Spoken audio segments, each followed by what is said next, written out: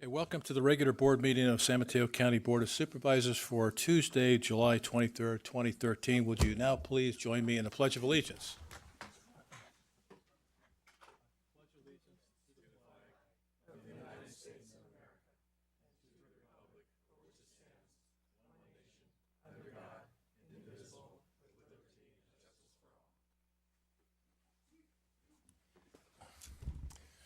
Madam Clerk, roll call, please. Supervisor Pine. Here. Supervisor Groom. Present. Supervisor Slocum. Supervisor Tissier. Here. President Horsley. Here. It is now time for public comment, and we have one person for public comment, Martin Fox.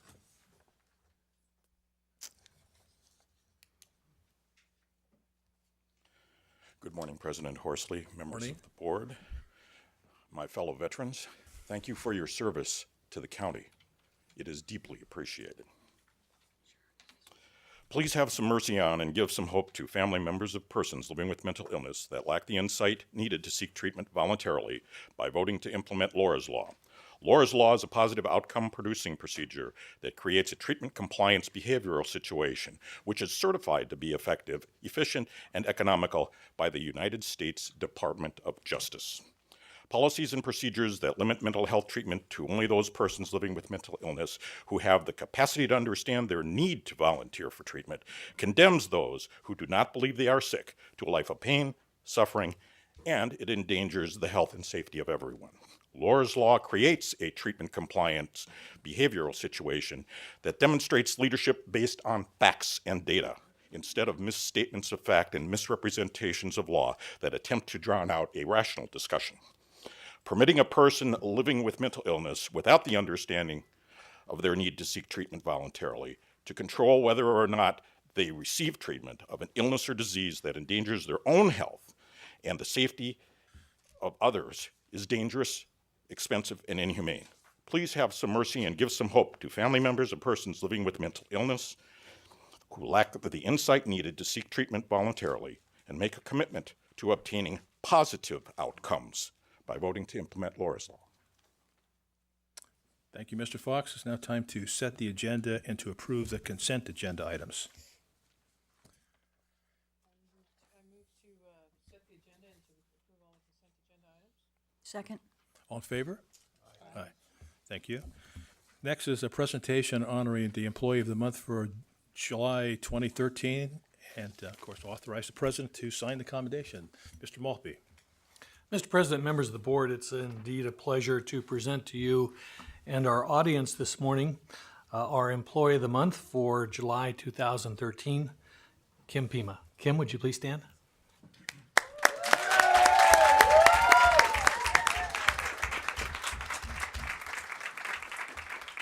Obviously a popular choice. Yeah, very much so. Kim is a departmental systems analyst in the health system. In that capacity, Kim has worked for Family Health Services. Kim recently led the Family Health's Electronic Health Record project, and she is credited with seamlessly implementing that project on time and within budget. Kim has also taken on the responsibility for the Correctional Health Services Electronic Medical Records Project, and she's doing an outstanding job in implementing that critical project. Kim has shown that she is able to maintain strong relationships with both health and information services, which is a critical aspect of her job, as well as working with outside partners such as the Children's Health Program, as well as the health plan of San Mateo. In that capacity, Kim was instrumental in maximizing services to Medi-Cal children. She is excellent at customer service and is exceptionally competent at her job. The county is indeed fortunate to have Kim as one of its many outstanding employees. Our first speaker this morning is Brian Zamora.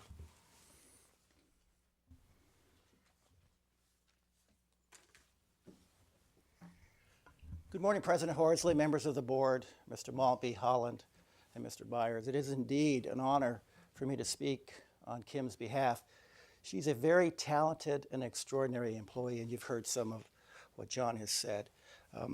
I've been in the public health business for 39 years, and so one of the most significant of the two changes that I've witnessed at the program level is information technology, dealing with electronic data. Most of my career, everything was done with paper, pencil, and put in files. And certainly public health, family health, we have plenty of files with paper in them. I charged Dr. Mary Hansel and John Conley 8 years ago to look at a better way of doing business. The electronic health record was that product. And to show you how old school I am, when we did our RFP and we negotiated the contract, I thought then we just plugged it in and turned it on. And whoa, it was going to work. Well, this is one of Kim's talents. Kim has the ability, no matter what level you are, to be able to use technology and use words that you understand. And she said, Brian and the senior staff, no, it doesn't work that way. We need an implementation plan. We need a technology plan. And so that's where she really helped us, to back us up and to say, well, the first thing we have to do is take those paper pathways and convert them to electronic. I mean, what a concept. I mean, when she says it, it's like crystal clear, but I didn't get it. The other thing she did, which I thought was quite interesting, was she went out with every staff so that she could learn their job, get a sense of what they do, so that when we moved forward and we had to take these pathways and convert them to electronic pathways, it made some sense. She had a knowledge of what staff was doing, because when you do that and you use English words to say this is a paper pathway, it doesn't always translate to electronic. Most of the time it doesn't translate. So she did all that. I was fortunate to get to also work with her during the deliberations for the contract, and as we went along with the implementation, work with the VP for the vendor, as well as work with our unions and work with staff about working out the bugs. So I can stand here today and say that we have a paperless system. We have issues that we continue to have to work on. And Kim's put together a users group so we can empower the staff to tell us what concerns they have, as opposed to administration saying, well, it's fine. It's electronic health record. It's going to have bugs and issues. So with that, I'll turn the mic over to Dr. Susan Cole, who's the Director of Mental Health and Medical Services at our correctional facilities.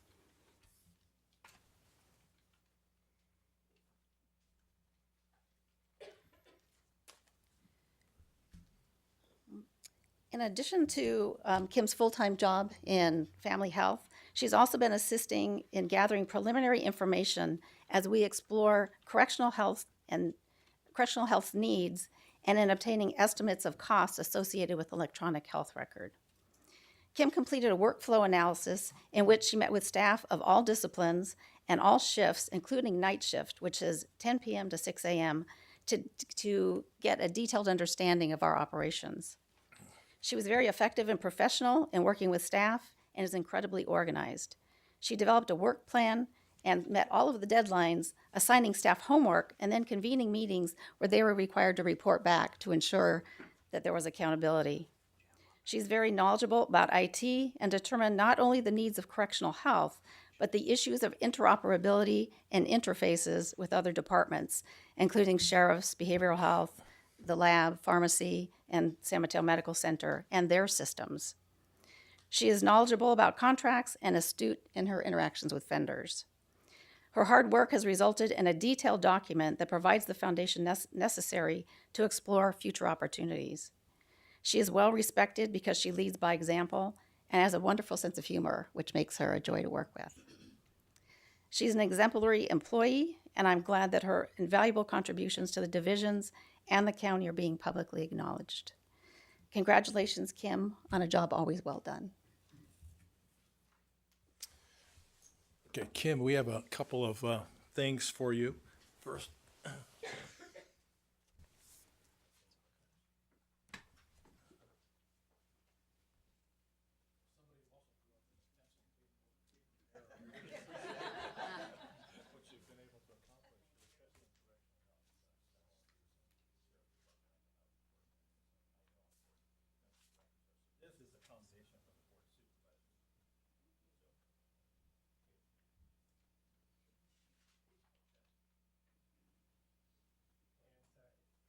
so much for your contribution. IT is a hard area to excel in, so remarkable work for our county. And we have a small token of our appreciation here. Thank you. Well, actually, I don't think you should have had a conversation. You should have been canonized as saint. They could do with the electronic medical records, really. You've done a noble job, and this is an initiative for you to enjoy. And we thank you for your great service.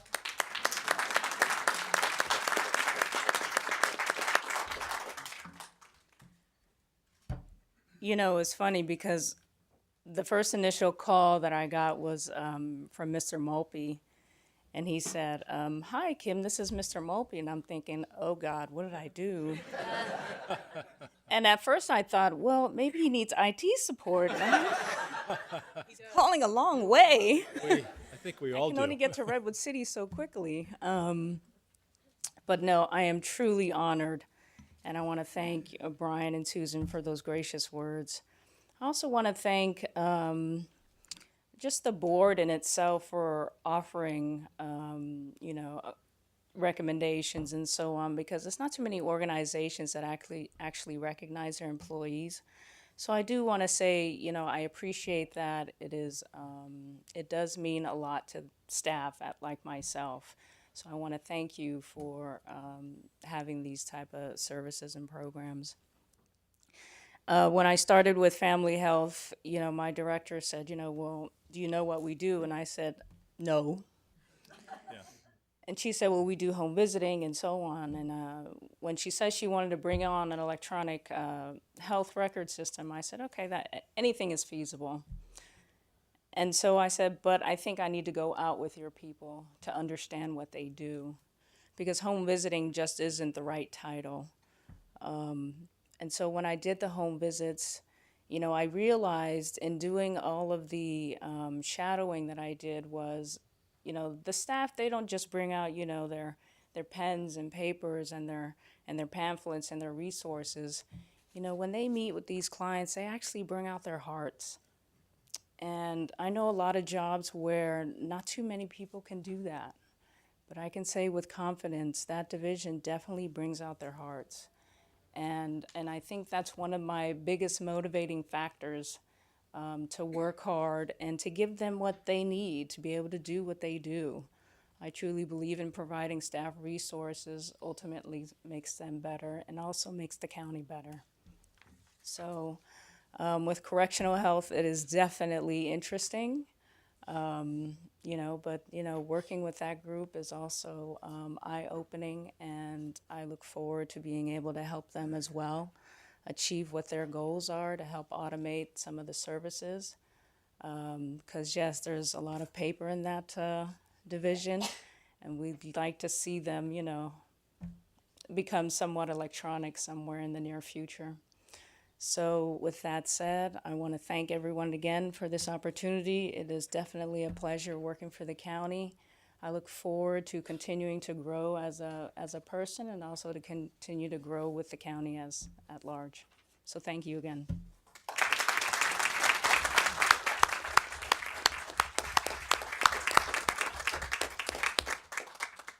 Thanks for your service.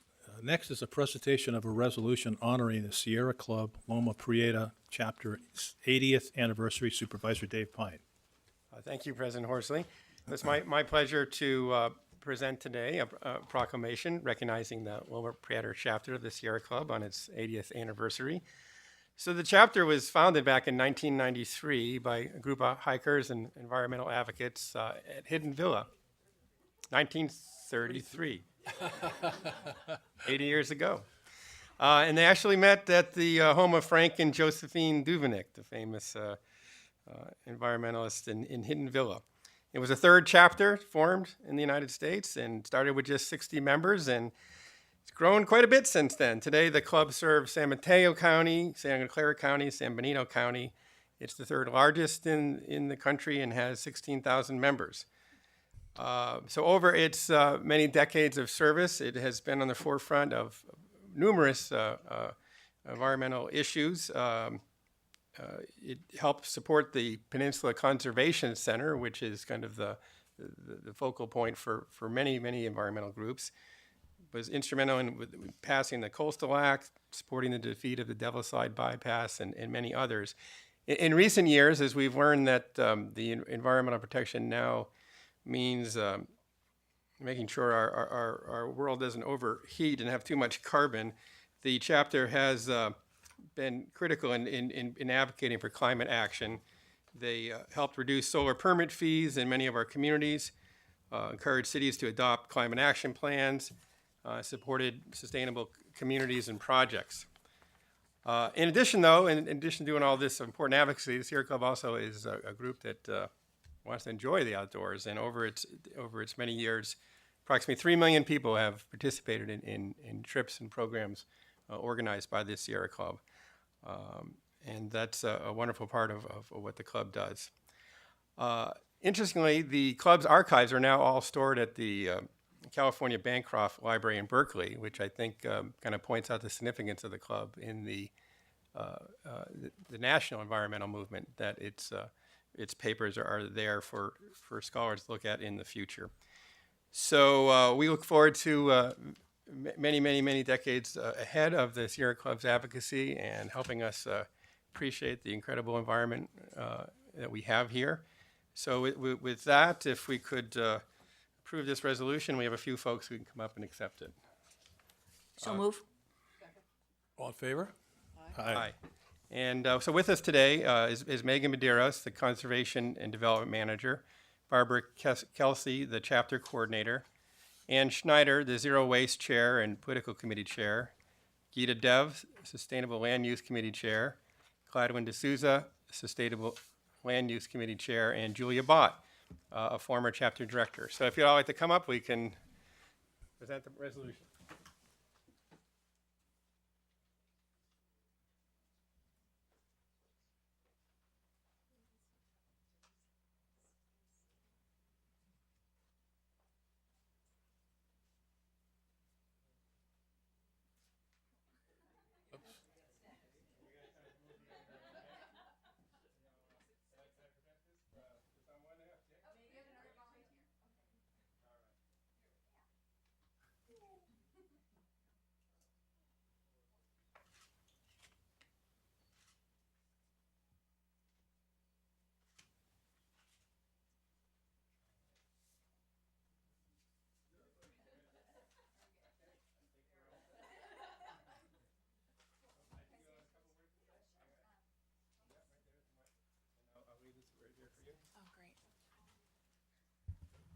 Thank you, Supervisor Pine. My name is Megan Fluke, and I'm the Megan Fluke Medeiros. I am married now.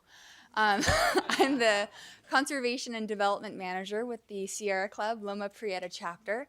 And on behalf of all of our incredible volunteer community, we want to say thank you for this honor and for recognizing our work and all that we do to enjoy, explore, and protect the planet.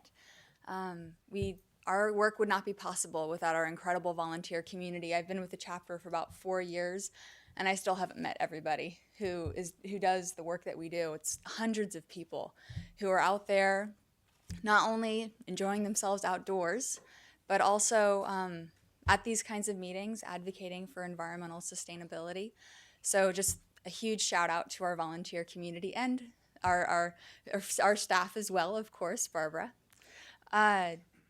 The work that we do wouldn't be possible without great decision makers. So I want to say thank you for all of your leadership, most recently with your work on climate action plans and helping cities to adopt strong climate action plans. Same goes to plastic bag bans, and that reached out to even Santa Clara County cities. So that was just incredible. And San Mateo County made it possible for cities to adopt plastic bag bans, where now people are asking the question, you haven't adopted a plastic bag ban yet? Come on, everybody's doing it, which is just incredible. Also boomerang funding and allowing that funding to go to affordable housing in San Mateo County.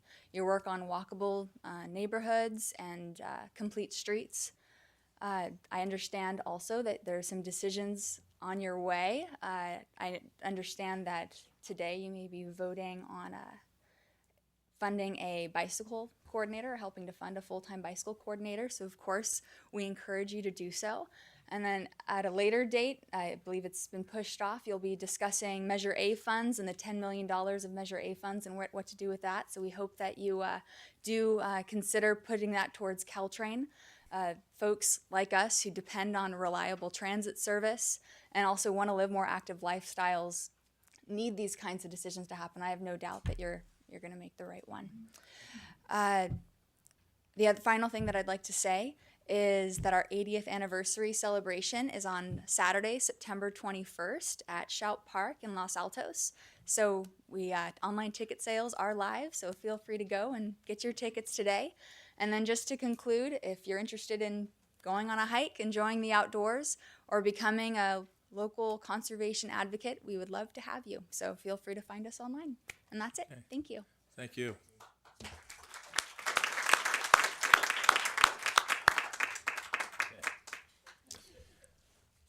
Next is a presentation of a proclamation designating August 4th, 2013 as Tour de Peninsula Day. Supervisor Carol Groom. Thank you, President Horsley. And I'd like to call all the bicyclists of San Mateo County to get ready for Saturday or Sunday, August the 4th, when it's the annual Tour de Peninsula starting at Coyote Point Park. It's a wonderful fundraiser for the San Mateo County Park Foundation, but it's more than that. It's a great bicycle ride. You get to pick how many miles you want to go, and you see some of the most beautiful cities in the world here on the peninsula, as well as riding across Skyline Boulevard, and in and out of some of our wonderful county parks. So you got to be there around 5 in the morning, and you got to be prepared to be fit. But it's a great day, and I want to recognize Julia Bott, who is the executive director of the Park Foundation, and present her this proclamation. But I'll move to accept it first. All in favor? Aye.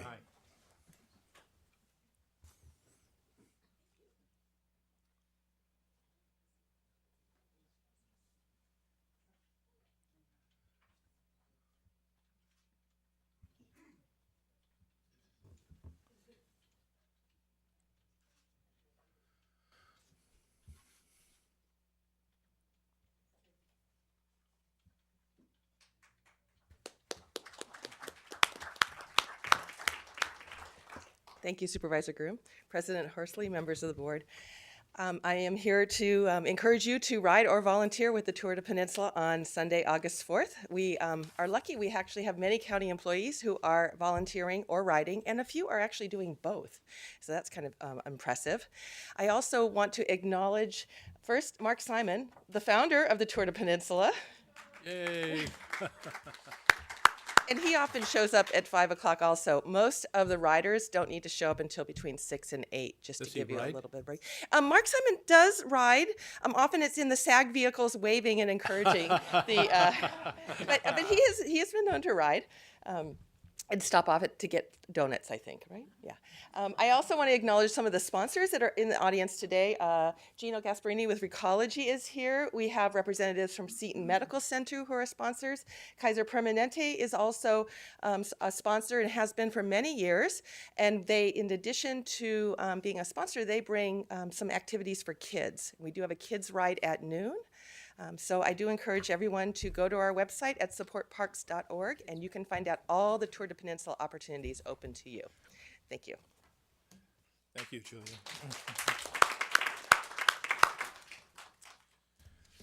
Okay, next is a matter set for a specific time. It's acting as the governing board of the 10 county sewer and sanitation districts. We have to conduct a public hearing, and after conduct the public hearing, adopt first a resolution to amend Section 4.32.020 of Chapter 4.32 of Title 4 of the San Mateo County Ordinance Code, setting the fiscal year 2013-14 sewer service rates at the same level as the fiscal year 2012-13 rates for the Burlingame Hills Sewer Maintenance District and the Crystal Springs County Sanitation District, previously introduced on June 18, 2013, and waiver of reading the ordinance in its entirety, and separately, a resolution authorizing the imposition of sewer service charges for fiscal year 2013-14 and directing the filing of the fiscal year 2013-14 sewer service charges report for the 10 county sewer sanitation districts with the county controller, and authorize the director of public works to refund any overcharges resulting from the data entry, or potential computation errors. Mr. Porter, report. Thank you, President Horsley, members of the board, Mr. Holland, Mr. Malpe, and Mr. Byers. Each year, this process takes place where the department takes the sewer rates that have already been set by your board, develops a report based on those rates, and sends them to the controller's office so that they can be placed on the tax roll. So as President Horsley mentioned, these rates were actually established in 2012. The board set rates for 8 of our 10 sewer districts for a 5-year period. So we're in the second year of those. For 2 of our districts, the Crystal Springs County Sanitary District and the Burlingame Hills Sewer Maintenance District, we've been meeting annually with those homeowners association groups. We are recommending that those rates be held constant this year, that there be no increase. The rate report reflects that. And basically, we are asking the board to conduct a public hearing to take any input from the public on the rate report itself. And following your hopeful approval, we will forward that to the controller's office. That concludes my report. Thank you. Well, before I open the public hearing, any questions from the board? I have Supervisor Groom? Thank you. On the paragraph that begins public input process, I think it's page 3. Your first sentence is that the staff continues to meet with representatives from the homeowners associations. Are you having resolutions to any of the issues? Through the president, Supervisor Groom, yes, we are. We're actually working collaboratively with both districts to work through the issues. And as a little bit of background to the board, in the Crystal Springs district, that district is under a cease and desist order from the Regional Water Quality Control Board that requires us to do a lot of capital improvements in that area.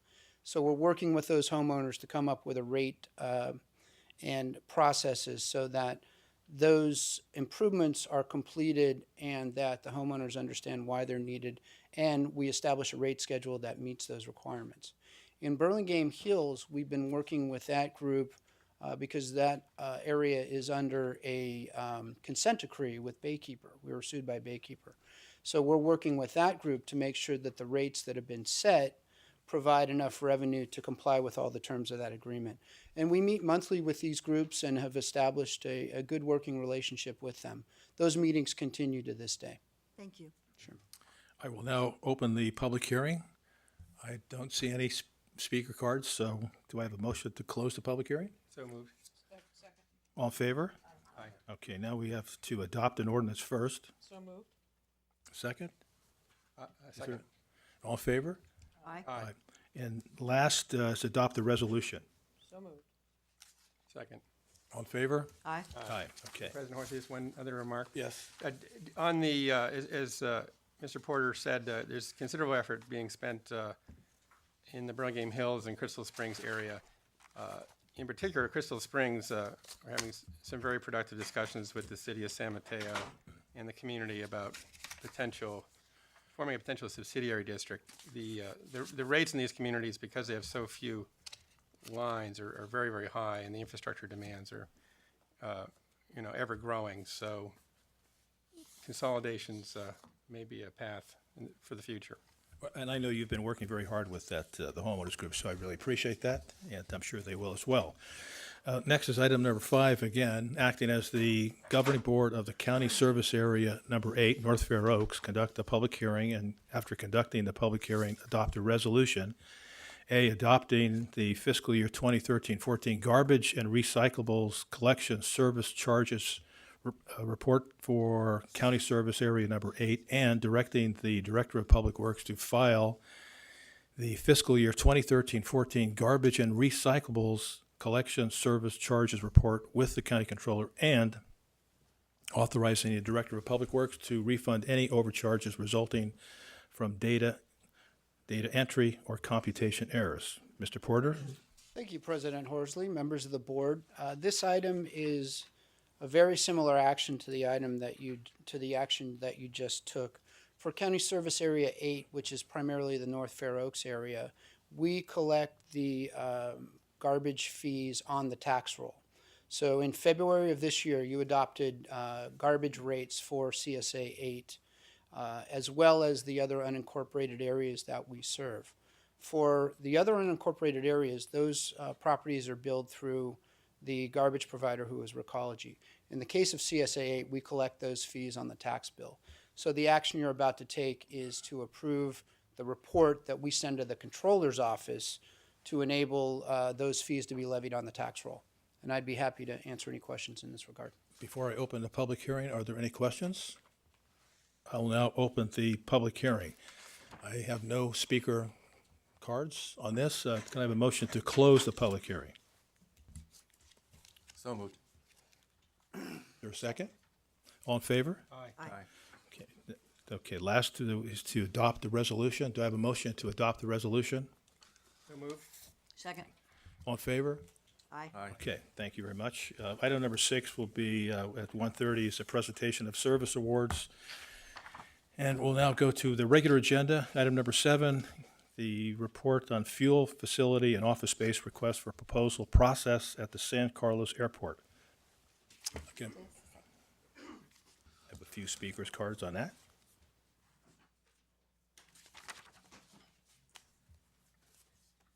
Thank you, President Horsley, members of the board, Mr. Holland, Mr. Malpe, and Mr. Byers.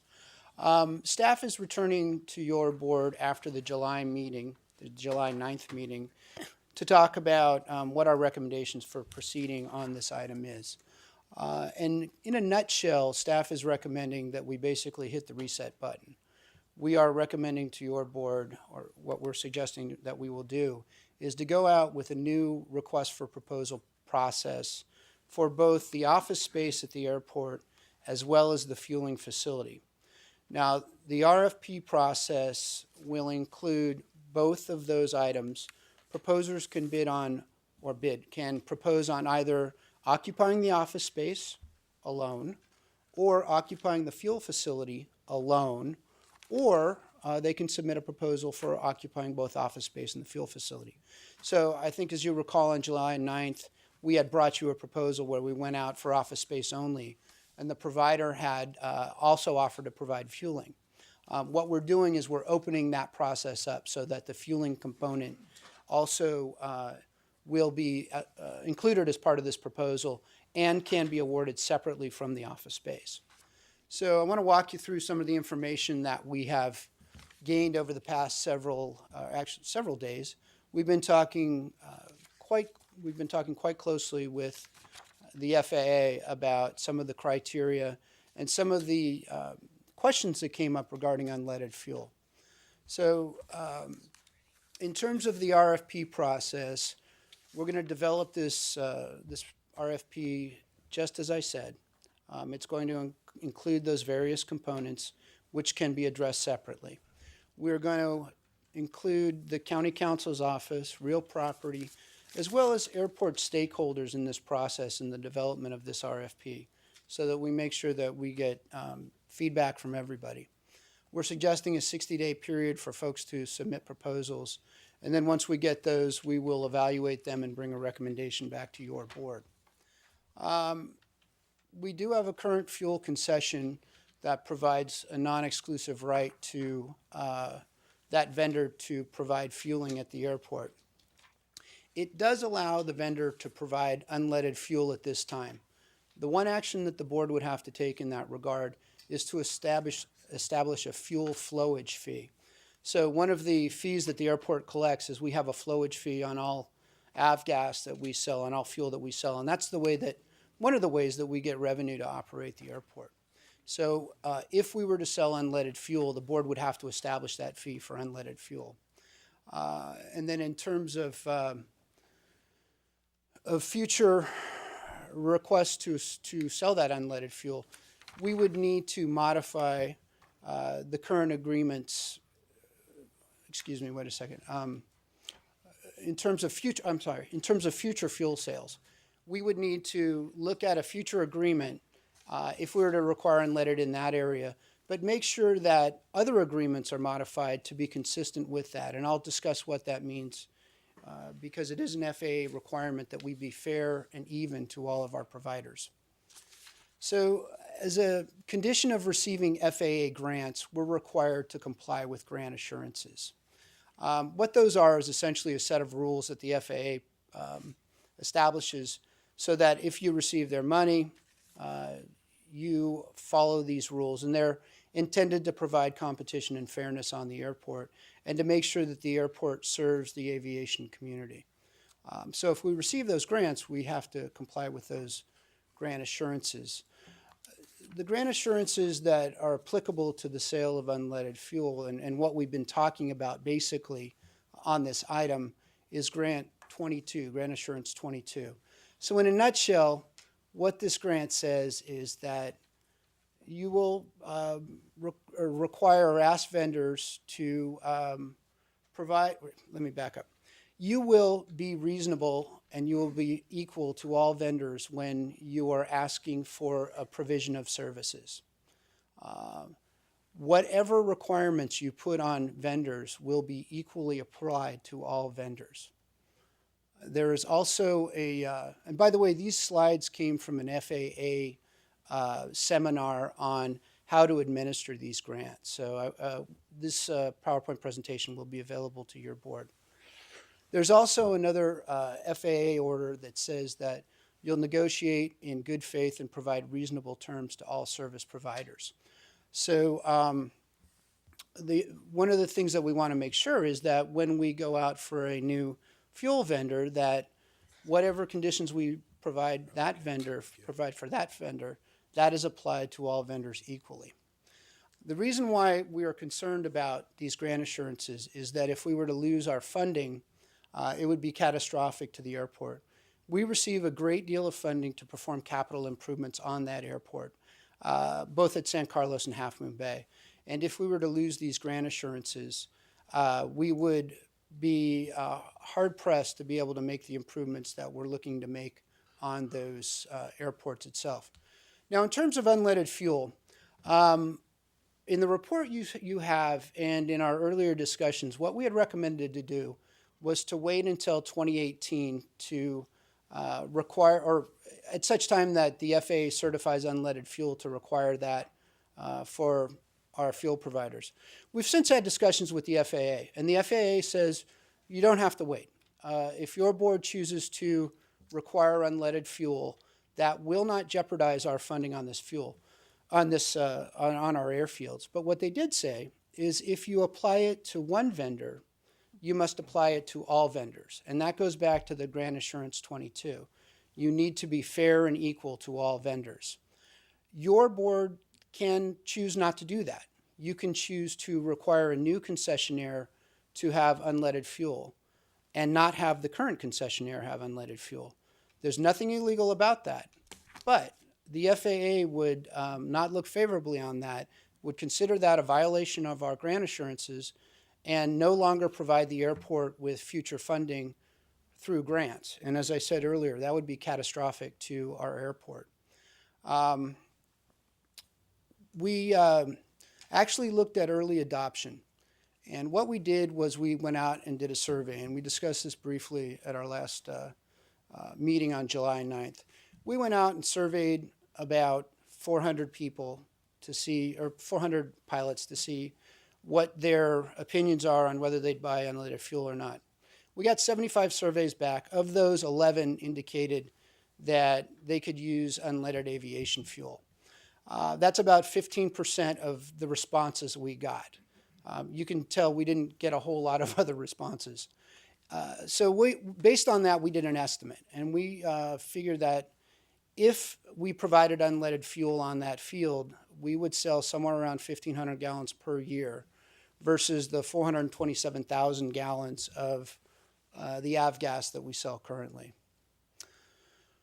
There's also a discussion about the fueling location. At the July 9th board meeting, your board approved a construction project to relocate the existing tank that our existing vendor has from its current location to a location further away from the runways.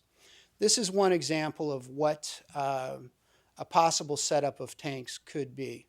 The current vendor was given the larger space. He requested the larger space and was given the larger space for his operation. And what we've shown is a possible configuration of tanks. Those are 12,000 gallon tanks, and those are above ground tanks. So these tanks can be placed either horizontally on the ground or they can be placed vertically. And I know that there's yesterday an issue came up about what the capacity or quantity of fuel that we can have on this field. We spoke with the fire marshal who was involved in this design process and asked whether there was a limit on the amount of fuel that can be stored on this field. The fire marshal was not aware of any limit for fuel storage on the field. We also contacted our fuel vendor in Half Moon Bay, asked that same question. The fuel vendor at Half Moon Bay did not know of any requirement or restriction or limitation on the amount of fuel that can be stored on that field.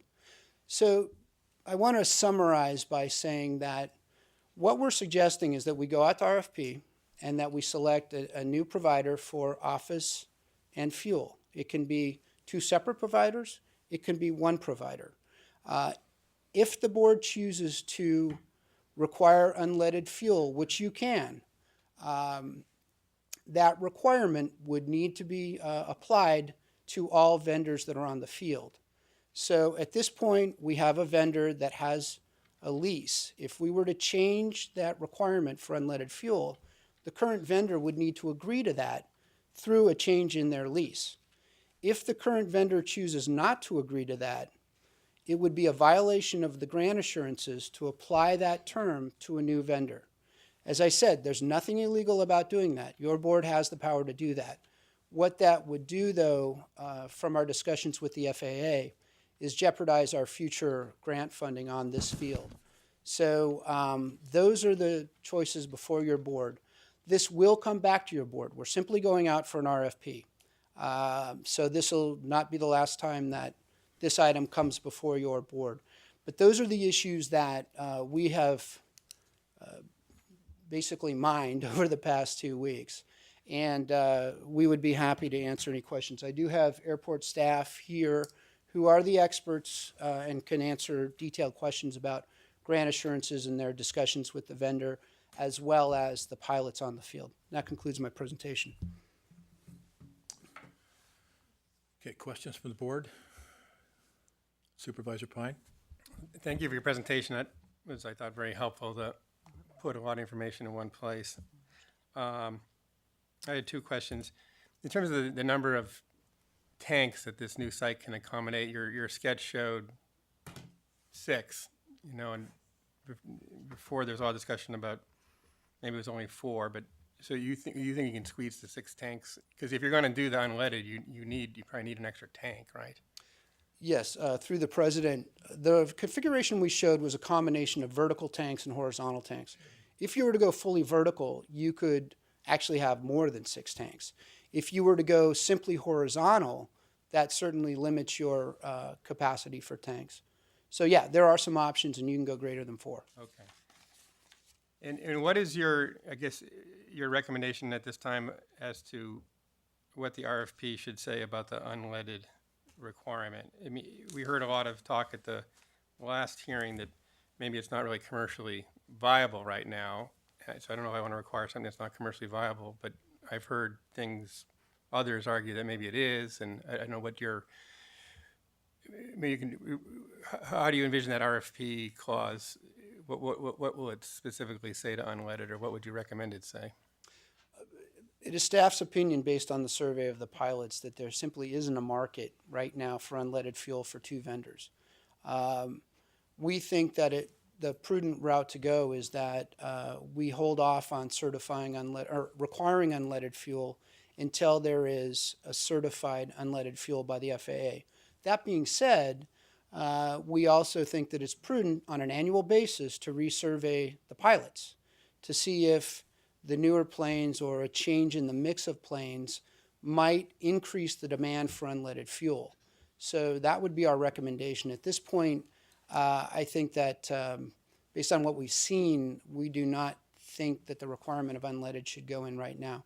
That being said, there's nothing wrong with putting that provision on now, as long as we apply it fairly. The contract would require that, in our discretion, we could trigger that requirement at a later date. Yes. All right, thank you. Any other questions? Supervisor Tessier? I don't have a question, I just have a comment. I do appreciate the idea of coming back and putting it out for an RFP. I think it adds to the competitiveness, and I do like the idea, I know there was a lot of discussion by my colleague on the idea of unleaded fuel, and I do think, you know, we need to obviously look at this for environmental purposes as well, and I think that, you know, it may not be working today, but just as other things, it does tend to, over time, people sort of get it. And as you say, as new planes come on board and things change, you know, I would like the idea that we, you know, require it once it's been certified. I think that's a good option, and obviously if we can do it sooner than later, that's even better. So, you know, besides the fact that people are required to stock and sell it by the time it's certified, which was something like 2018, something like that, could we put a clause in there just so that it's clear that, you know, if it becomes more popular, if you will, that there may be an opportunity to have it come sooner than later? I mean, is there some way to put that in there? It may not happen, but that there may be greater opportunities to encourage, maybe more than require? Do you want? Sure, maybe I'll address that question. Absolutely. I mean, we could put a provision in now that states that the new vendor shall provide unleaded fuel when the FAA certifies, but then we reserve the right to provide, you know, to require the provision of unleaded fuel earlier. Now it's going to be subject to, again, where the current vendor's contract and sort of where that lies with regard to unleaded fuel, because they have to, again, both contracts have to be the same in terms of the conditions. Could we put it where it's financially feasible? Because, you know, it may be available, but if it's not financially feasible, Sure. as we've seen in some of those charts, you know, you're asking them to kind of go over the edge. But if we find sooner than 2018 it's become financially feasible and it can be proved that it's financially feasible, then I would think we may want to take some action. I say may, it's up to the board obviously at that point, but I just think if we put it where it's not onerous, it has to work financially. Sure, and we can certainly draft some language to that effect. Sure. Okay, thank you. I just have one question. You said that it's possible to have one provider for total. Are you talking about the FBO and fuel, or are you talking about one provider for all the fuel and the FBO? Thank you, President Horsley. Let me clarify that. Yes and yes. So in our initial discussions with the FAA, let me first address the issue of the office space and the fuel provider. We're going out for this RFP that basically treats each separately, but allows one vendor to have both if that is the most advantageous proposal received by the county. So one provider can get both the office space or the fuel, or it can be two providers. But we really won't know until we see those proposals and see what that looks like in terms of revenue to the airport. The second question is a great one, and it's regarding the fuel site itself. So if we go out to proposal and we find that the current provider, Rabbit, comes in with the best deal for the county, they're the current provider, what happens? In our initial discussions with the FAA says that if you've gone through a process, you can award that, have one vendor on that airport if they find to be the most lucrative deal for the airport. Now, I will put a caveat on that in that the FAA has been, I don't think sketchy is the right word, they have not committed to that statement. They have indicated that, but they've not committed. So our initial indications are that we could have one vendor on this airport, again, if it's most advantageous financially to the airport. Okay, thank you. We have a number of speakers. Oh, I'm sorry. Supervisor I Grimm? want to ask a question about the construction. If you put in 6 tanks that are for leaded fuel and then unleaded fuel comes along, can you use the same tanks? So my comment is it not better to put unleaded in the contract and be prepared for unleaded in the construction? Because I do think it's going to come sooner than 2018.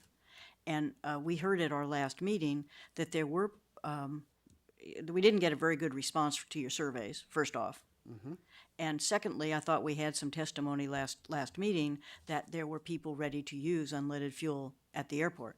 So isn't it best to prepare for it now? Through the President, the construction project is simply to relocate the existing tanks that Rabbit owns to that new location.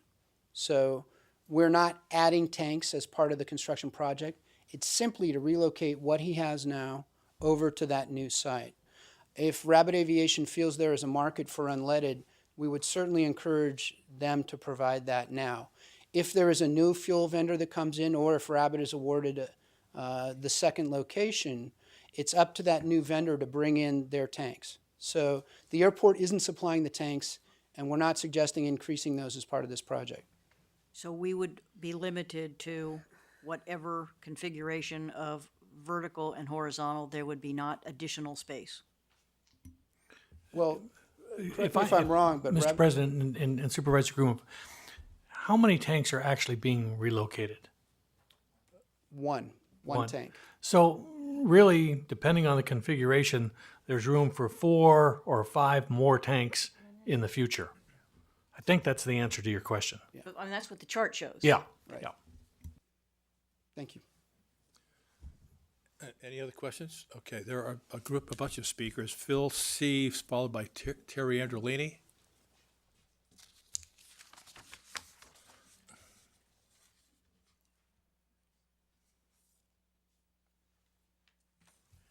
Good morning, President Horsley, Supervisors Groom, Pine, Tissier, and Slocum, county staff.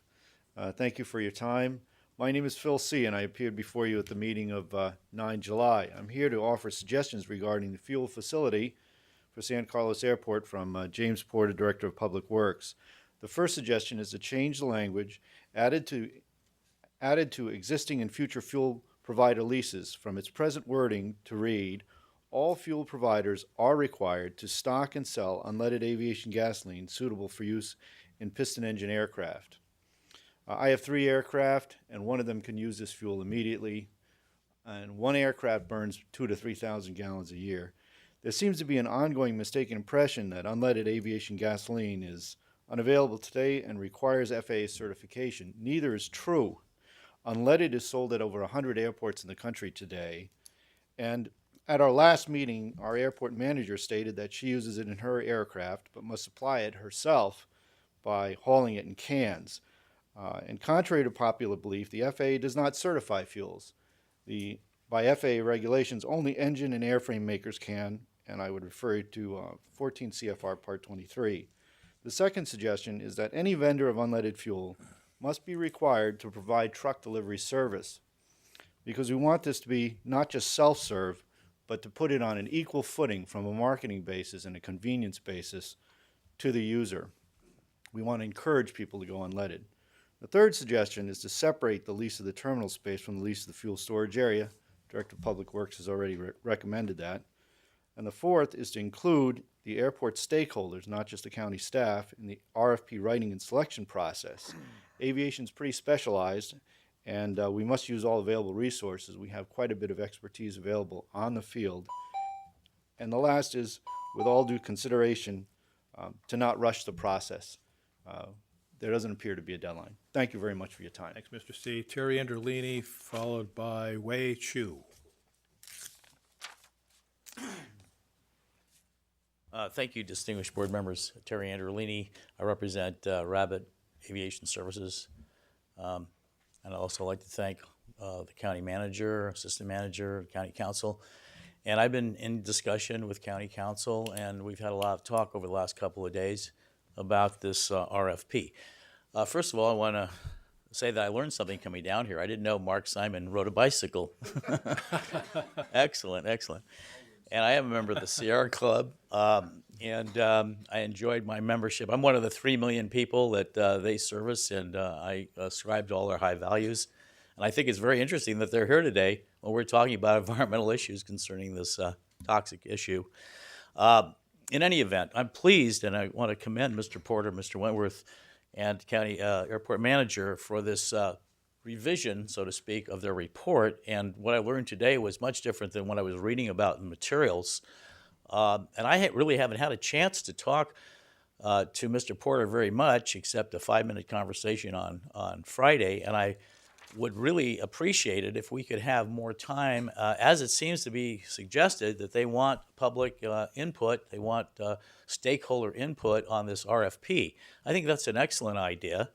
And so I'm a little bit confused about the process today, because we have a report I'm not sure if that report is being presented as to be adopted by this board, or whether the whole issue is put over to another meeting where we have an RFP to look at, and then there's a vote on that, how that RFP is to go out. So I just don't understand at this point whether the board is being asked to adopt the report in your materials, or whether the board is being informed that it's going to be put over to an RFP report. Because if you're asked to adopt the report in the materials, then I have some concern about it, since it talks about this unleaded fuel issue and whether or not, when it's going to be required. And anyway, we know that it might be 18 years before the FAA comes up with a certification, and I don't think any of us want that.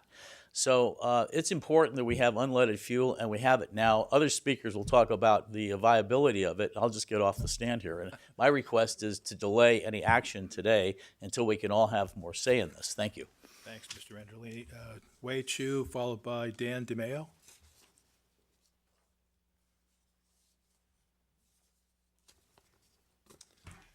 Good morning, members of the board and county staff.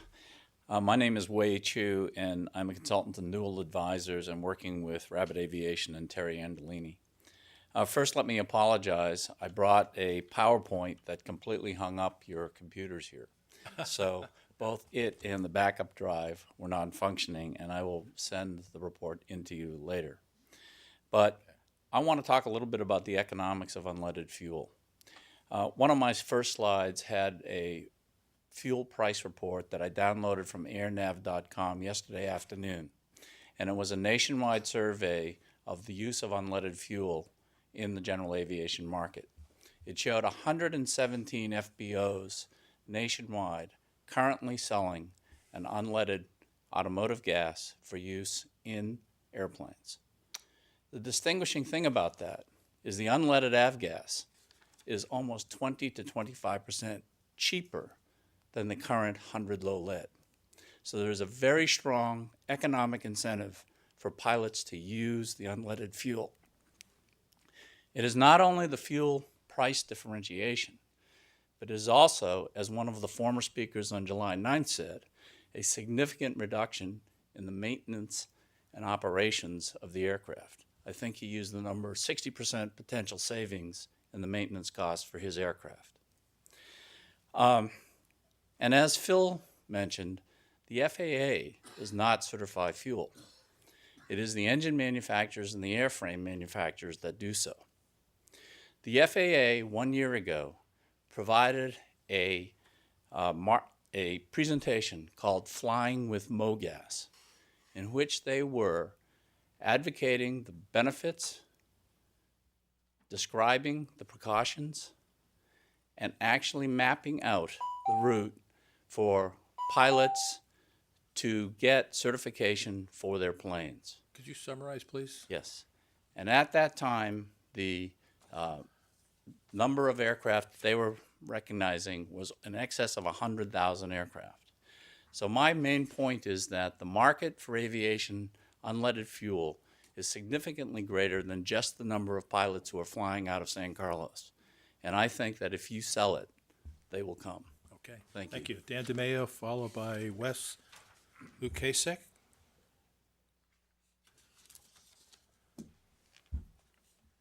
Good morning. Thank you, board members and county staff. My name is Dan DeMeo, and I own and operate Rabbit Aviation Services at the San Carlos Airport. I want to share with you 3 important points about the possibility of bringing unleaded aviation fuel to the airport. First, I know that you've been informed that less than 15% of the aircraft on the field can burn this unleaded fuel. I've done my own analysis, and I have been separating the aircraft that can and cannot burn currently available unleaded fuel. And that's information that I would only have since I'm the fuel provider on the field. And what it indicates is that over 30% of all the fuel sold today at the airport, it's 250,000 gallons a year is what we're seeing. So let's say about 80,000+ gallons a year could have been replaced by unleaded fuel. And that's today. And of course, we'd have to have the fuel to do it. By 2014, I believe the number of eligible aircraft that will run on unleaded will increase to over 50%. Manufacturers are catching on to the idea about what is available unleaded today and they are now recertifying their aircraft to run on that fuel. So the number I expect to climb. Secondly, training aircraft account for about 60% of the fuel sales at the airport.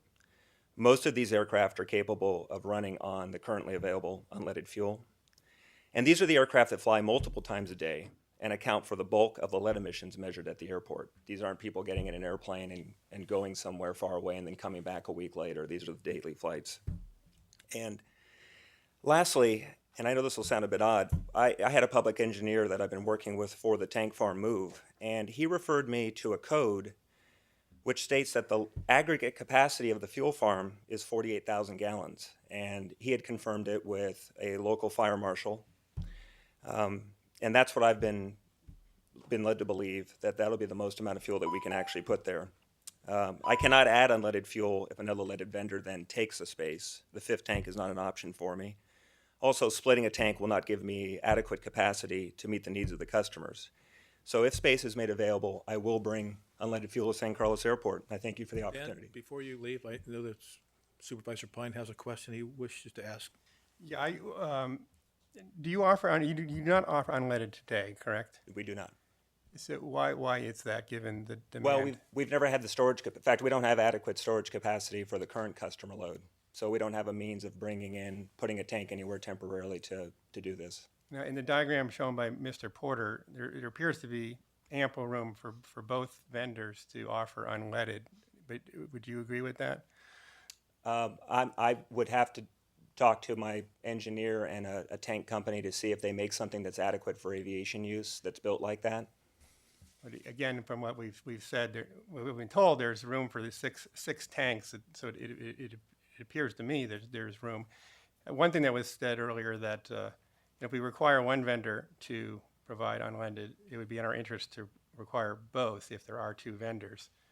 So if we go out to bid on this and you're not selected for the second space, will you amend your lease to go ahead and put in an unleaded requirement? Well, I think it's important for the airport to have unleaded fuel, so I would say yes. Okay. Wes, thank you, Dan.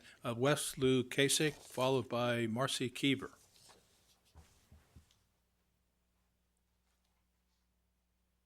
Good morning, ladies and gentlemen. My name is Wes Lukaszak. I'm a pilot and aircraft owner stationed at San Carlos. It seems that to me that this entire discussion that we're having, I think, was prompted by the desire to fill some vacant office space at the airport, which is commendable and desirable. But one of the things that we have completely left out of the discussion is that that office space perhaps could be used much more effectively by an avionics shop, which we don't have at the airport. Why is that important? Because FAA has issued a mandate already. By 2020, any aircraft that doesn't have ADS-B out, it's a type of communications equipment, will be grounded. And right now, AOPA has done some number crunching and came to the realization that there are not enough avionics shops in the country to actually meet that mandate. So we need as many avionics shops as we can have. Otherwise, by 2020, 98% of the fleet at San Carlos will be grounded, or it will have to move to some airports out in the boonies because they will not be permitted to fly in the airspace that we have around the Bay Area. So from my perspective, and I think if you want to look at the future of this airport, you need to perhaps think about this. From my perspective, at least, unleaded gas first, so that the EPA doesn't shut us down. Then avionics shop, so we can equip the airplanes with the ADS-B equipment. Otherwise, by 2020, FAA will shut us down. And finally, those two might bring enough business to San Carlos that an FBO might be able to survive. Thank you. Marcy Kieber.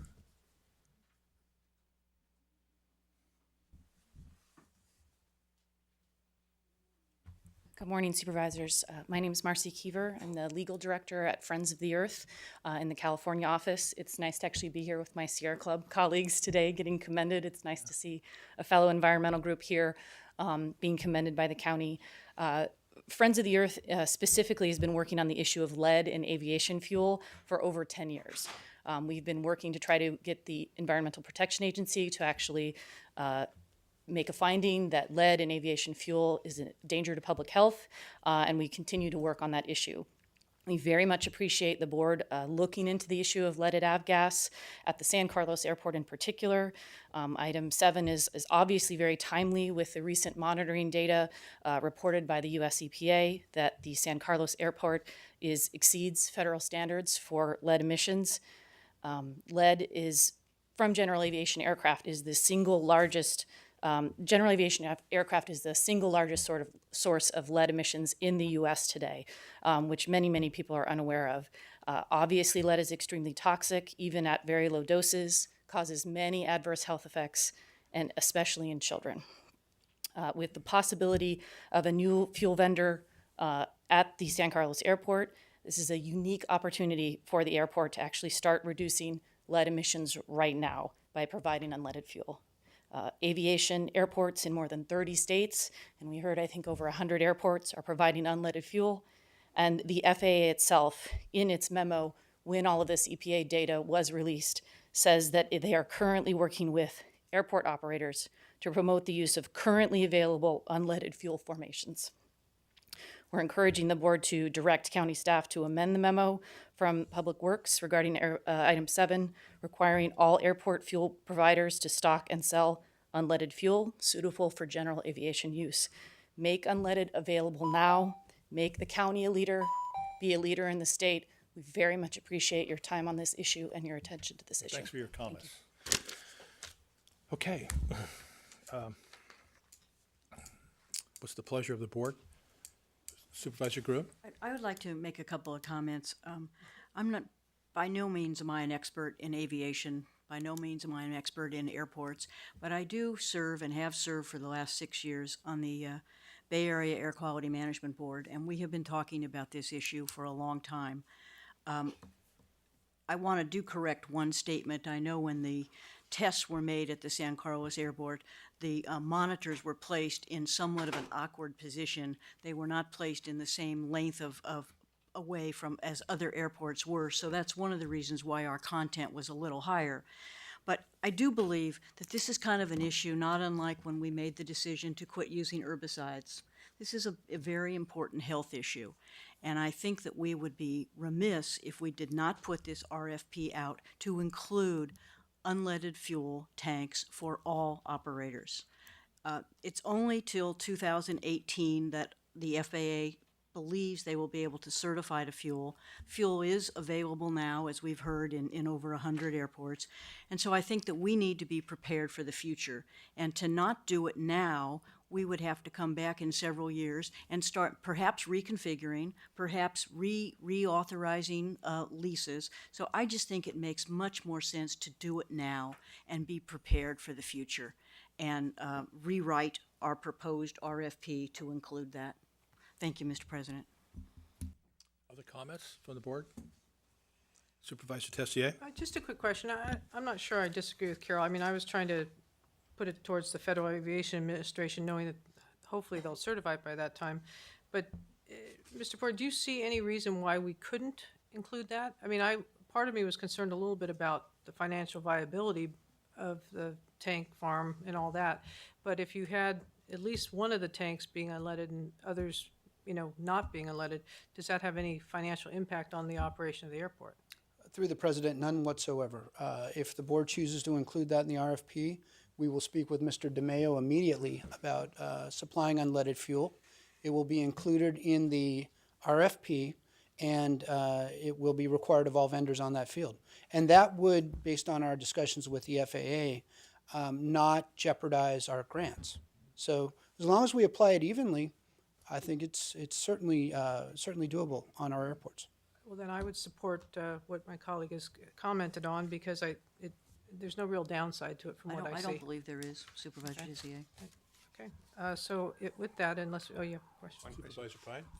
Yeah, clearly, we want to get to unleaded as soon as we can, and the proposal is to require it with the new RFP and require it of the current vendor, which I'm fine with. But again, so long as we're still going to get bids, with that requirement, and it sounds like we are, then if that's the case, we should go forward. Is that your opinion? Through the president, we will include that in the RFP, and we'll see what we get back for proposals. If the proposals come back and the vendors say it's not financially viable, That's fair enough. then we're going to have to reset. We'll report back to your board and let you know what we receive. So it's probably the best answer. Okay. So I'll move to accept. I'm sorry. Supervisor Yeah. Slocum? Just a quick question, Mr. Porter. Mr. Anderlini suggested that there be more time to, I guess, vet the RFP and its construction, and I'm wondering if there's any downside to that, or what your recommendation would be on that sort of a process. Thank you. Through the president, we included in our presentation, and we intend to include public input on this RFP. So we fully intend to include Mr. Androlini and Mr. DeMayo in discussions of development of that RFP. So I would suggest that the board doesn't need to take action on this, that we go out, we prepare that RFP, we cast a wide net, speak to all the airport interested parties, develop that RFP, and then come back at a later date with proposals for you to consider. So I don't see there being a need to delay this process, because we do intend to engage the stakeholders. Thank you. Can I ask a question on that? So are you asking us, though, to accept your report and indicate that we want you to go out for an RFP, but bring it back so we can see the language at one of our future meetings, but that we do want to include that item of including unleaded fuel tanks by all providers that be required as part of the RFP? I mean, that would be part of what we'd like to see in it. Through the president, I don't believe, and I'll, Mr. Byers can jump in when he wants, I don't believe the board needs to take action. We've received feedback from your board, and we'll incorporate in that proposal, but I don't believe the board needs to take final action. Mr. Byers can. Well, the agenda item is identified as accepting reports. I think that strongly implies an intent for the board to take some action to accept the report with whatever modifications you see fit. And I think we've already heard at least one potential modification. So we should accept the report with some recommendations? I think that would be my recommendation, because I think that's what the public expects. So I would like to include that the RFP go out with bids that include unleaded fuel. Is that a motion, Supervisor? I'll make that motion. Is there a second? I'll second. All in favor signify by saying aye. Aye. Aye. Okay. Thank you. Thank you, Mr. Porter. I think you have to stay here for a minute, but number 8 is a resolution authorizing a lease concession agreement with Mountain West Aviation for a portion of the airport terminal building at 620 Airport Drive, San Carlos. I believe we're going to table this item, and pretty much item number 7 has pretty much deals with that. Am I not correct on that, Mr. Byers? So we are tabling number 8. Mr. Porter, what is your intention on number 8? For the board to take action either way, or to go ahead and table that? I would table that. I'm sorry, through the president, I would table that. We really don't, the board is to take no action on that item in staff's opinion. So that item will be tabled. I did have one speaker on it, but it's Paul Kerr, or Ryan Kerr, I'm sorry, Ryan Kerr.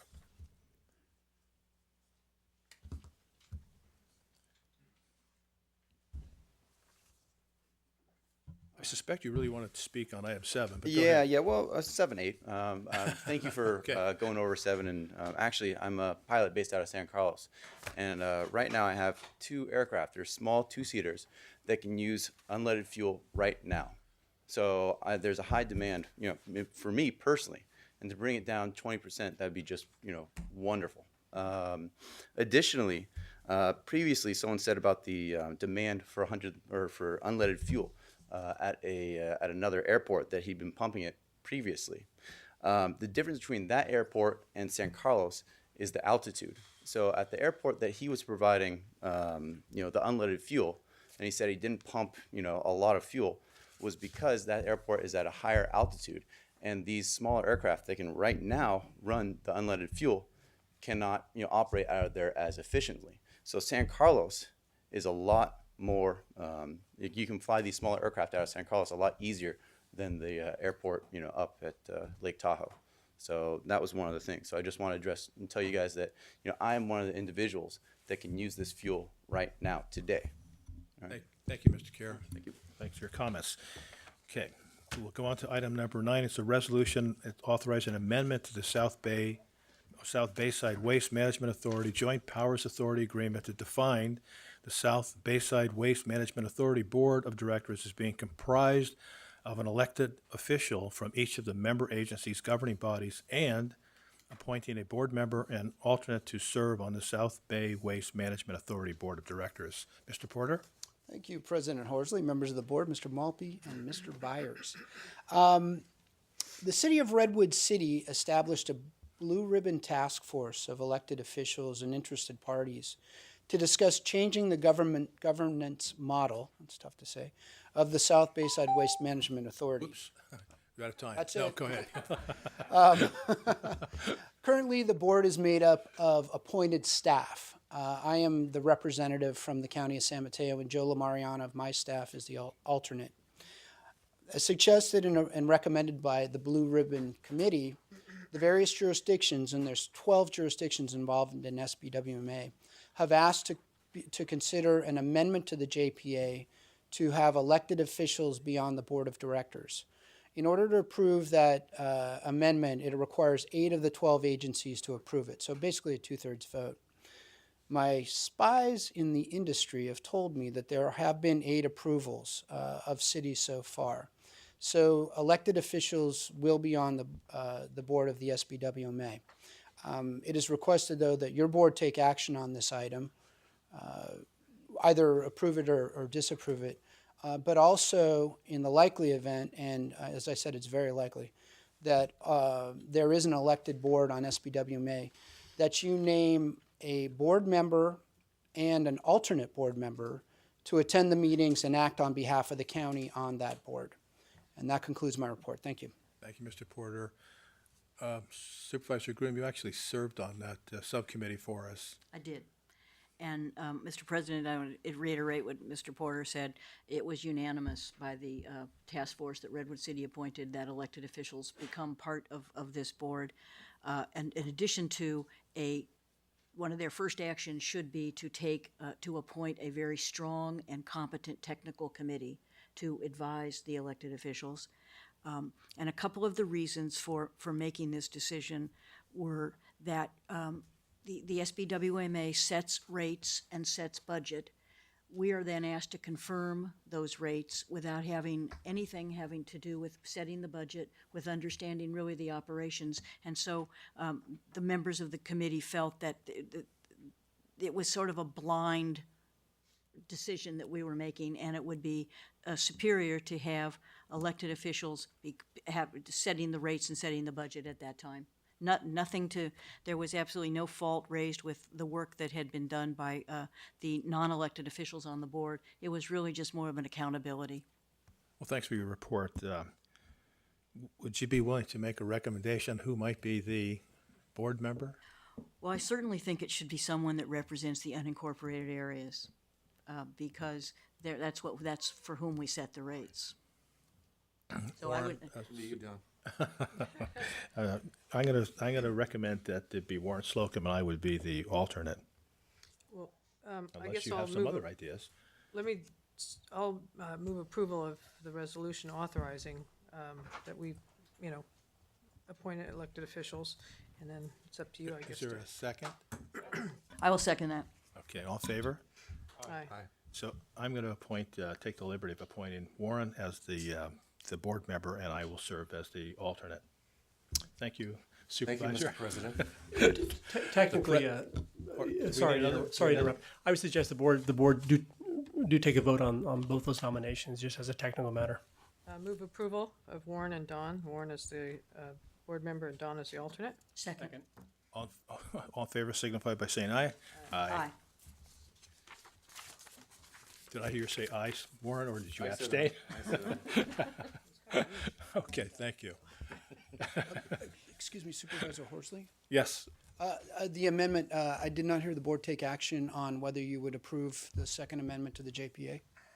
I believe the board did The take board that did- I'm action. sorry, I- We did, we took that, right. I'm sorry, I didn't hear that. Thank you.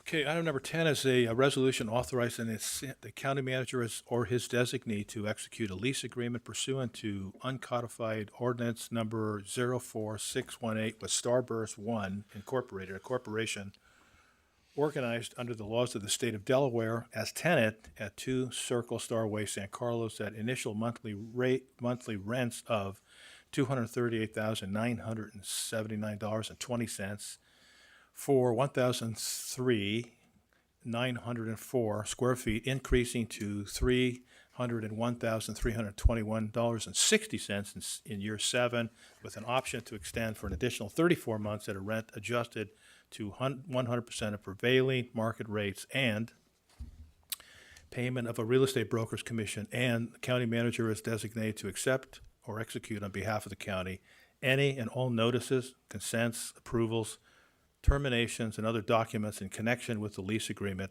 that further the intent of the resolution of the board. Okay. Mr. President, members of the board, with this action, the board will have then leased both buildings at Circle Star. Starburst One is the tenant in Building 1, and they have exercised their first right of a refusal to lease Building 2 under the terms that have been described by the president. After the payment of all the upfront costs, the county anticipates receiving a net of approximately $3,250,000 a year. If this lease is extended to the full 10 years approximately, the county will have received approximately $30 million in revenue from this lease. If there are any questions, Mr. President, members of the board, I'll be happy to answer them. Any questions? I'd just like to congratulate you and your staff for putting this together. It took a long time, and I know it's worked very hard on it, and we're very gratified with the results. So congratulations to you and the staff. Thank you, Mr. President. Peggy Jensen certainly has done yeoman's work in bringing us to this point. I'll move approval of the resolution, including A, B, and C. Second. All in favor? Aye. Okay, thank you. Now to item number 11, a resolution authorizing an agreement with Seton Medical Center and the Health Plan of San Mateo for the term of October 1, 2013 through June 30, 2014, in an amount not to exceed $11,500,000. Mr. President and members of the board, this is actually the first item under Measure A in which the board is being asked to commit funds. All other actions that have been taken to date and the subsequent actions being taken, being recommended during this meeting are tentative pending the board's final resolution of the budget. However, entering into this agreement with Seton will be a final action that will obligate $11,500,000 of Measure A funds for the period of October 1st through June 30th. This will do two things. It will, one, enable Seton to continue to provide essential medical care for Medi-Cal and county ACE patients at its facility. Two, it will enable Seton to, in concert with the county and the Health Plan of San Mateo, to develop a long-range plan for the operation of that facility and a strategy to successfully operate the Seton facility going forward. Upon receipt of that plan, we would anticipate entering into discussions with representatives from Seton for a longer-term commitment of Measure A funds toward that facility. Part of these funds will be used for the beginning stages of the design for the replacement hospital at Seton, and that's also indicated in this agreement. Our recommendation is to approve the agreement as submitted. I'll be happy to answer any questions that the board may have, Mr. President. Okay, questions, Supervisor Groom? No questions? We have a couple of speakers then. Item number 1, or speaker number 1, David Canepa, followed by Rich Hedges.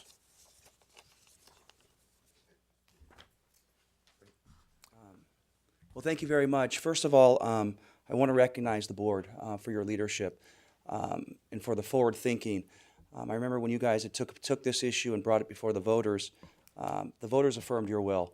I think, Mr. Maltby, I want to thank you for coordinating this with a health plan and really kind of putting together a process. CEDN takes about 30% of Medi-Cal, 40% of Medicare. It's essential to Daly City in two ways. One, it's our largest employer. And I think in terms of North County, it's really, really important. As you know, we have a lot of needs. Our residents do have some issues.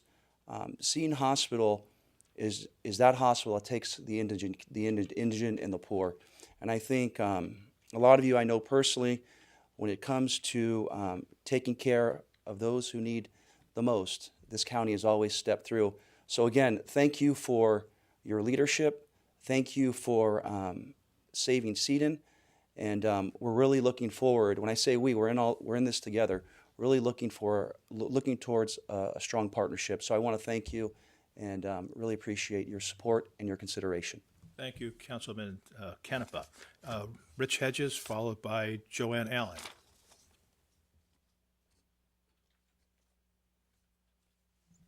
Thank you, President Horsley and supervisors. I'm here today to speak in favor of the $11.5 million for Seton. Seton provides an important function in our county. It helps stem the overwhelming number of people that would come to the county hospital in San Mateo.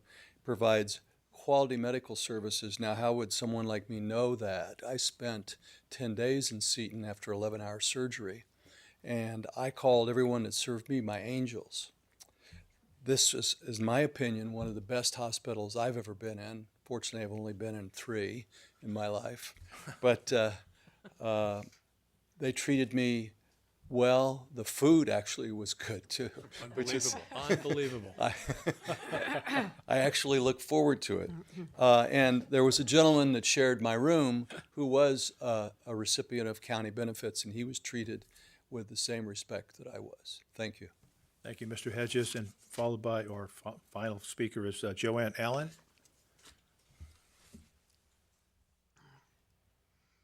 Thank you, President Horsley, members of the board, Mr. Holland, Mr. Maltby, and Mr. Byers. This is a great day for Seton, and I want to thank you for your leadership and your support.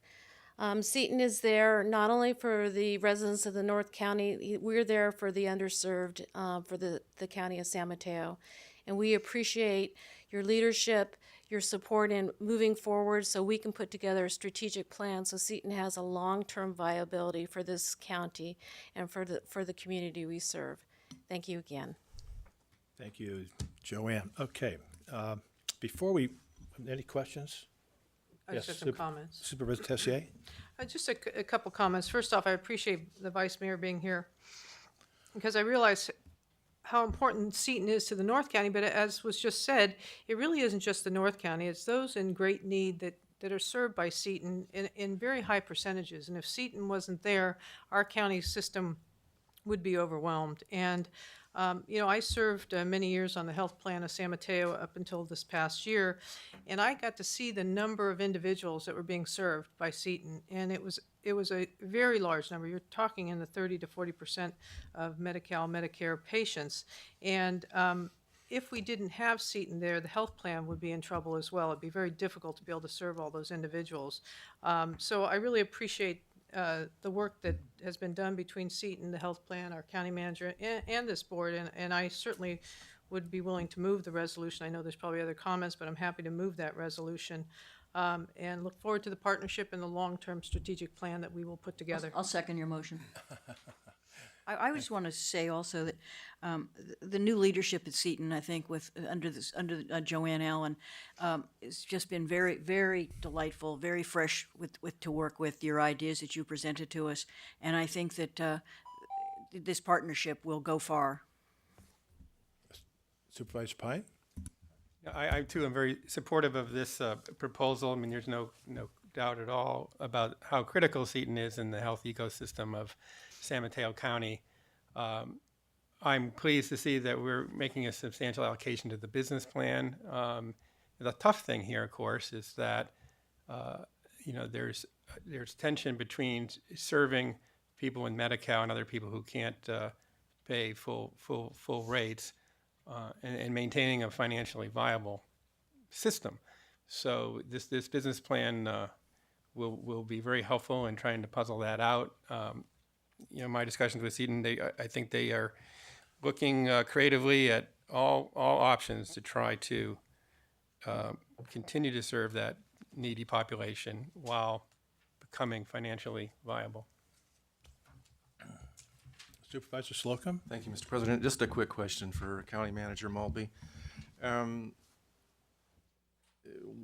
When do you expect, if at all, a report coming back on progress or a milestone to the board on the matter of Seton, or will there be? We anticipate the strategic plan being completed early in the next calendar year. Based on that, then, I would hope that the board would have a subcommittee along with the health plan and representatives from Seton so that we can discuss that strategic plan to determine how best it can meet the needs, the financial needs, as Supervisor Pine said, of Seton, as well as the needs of the county and the health plan in terms of Medi-Cal, Medicaid patients, and ACE patients. And then, based on those discussions, to bring a new contract back to the board, I'm going to say sometime in May or June, that will enable us to go forward in a more permanent relationship over the next, what would then be 9 years of Measure A funding. Thank you. I'm just going to make it before we take a vote on Supervisor Tessier's motion and Supervisor Groom's second, is that I have to disclose that I sit on the health plan of San Mateo. But the other thing about Seton Hospital, this also takes care of Seton Coast Site, and that has about 116 long-term beds. And I think we all know long-term beds are very expensive, very difficult. We've lost more and more in San Mateo County, so it's really important for the coast side and for those people really at the end of their life to have a really decent place to take care of them in their advanced years. The other thing is it's the only emergency room on the coast side too, so it's important for that reason. Now, the hospital, however, I grew up in Daly City, and I think everybody knows I did. I was a police officer, and I remember the first officer shot and killed in a line of duty. We took him to Seton Hospital, so it kind of has an emotional attachment for me. I took a lot of people to that emergency room at Seton. I know it's important to the city, I know it's important to the police department, and it's important to me that it be successful. So, with that, I'm going to ask for one more comment. I should point out that I also serve in the health plan, just as a matter of disclosure. Okay. All in favor signify by saying aye. Aye. Aye. Aye. Okay, thank you very much. Next is Measure A report backs, and the first one is Samtrans. Mr. President, members of the board, this is the next to last or penultimate round of Samtrans reports coming to the board. The first, as you indicated, is a recommendation that we provide $5 million a year for the next 2 years in funding from Measure A for Samtrans. As the board is aware, Samtrans has encountered a structural deficit in its operations. It's responsible not only for the transit operation or the bus operations of the county, but also it pays a fee to BART for the BART operations, and it pays a fee and is the managing partner of Caltrain for the Caltrain operation. In that capacity, Samtrans, in both its bus system and in its paratransit system, serves many county clients, not only in terms of transportation to and from county facilities, but also in terms of critical services for communities that would otherwise be very transportation limited in their options. It is a critical public service. It is a service that touches every geographic part of the county and all populations, all age groups, all income groups within the county. And I feel it is an appropriate and an important use of the Measure A funds to ensure that this very critical public agency providing critical public services can continue to do so. And you have my recommendation then, therefore, on this particular item. There may be speakers on this item, Mr. President. I think there are a few. Any comments? I will have Mark Simon. Thank you. speak Mark first. Simon, Executive Officer for Public Affairs for Samtrans. I want to thank the county manager and his staff and team and the board for the opportunity to do this and for your recommendation. We spent a lot of time working very closely with the staff. What I had passed out to you, and thank you to the clerk, was an overview of the situation to supplement what Mr. Maltby said. There are a couple of other people that we've specifically invited to speak here on behalf of Samtrans. I'd like to ask Pete Ratto, who is the chair of our Citizens Advisory Committee, to come up and make a few brief remarks. He will be followed by Stephanie Hill, who's a member of our Paratransit Coordinating Council. Samtrans, as some of the board members know, is very much into transparency and working closely with the very people we serve so that we understand that the service we're providing meets their needs and can be as good as we can make it. So without any further ado, Mr. Ratto.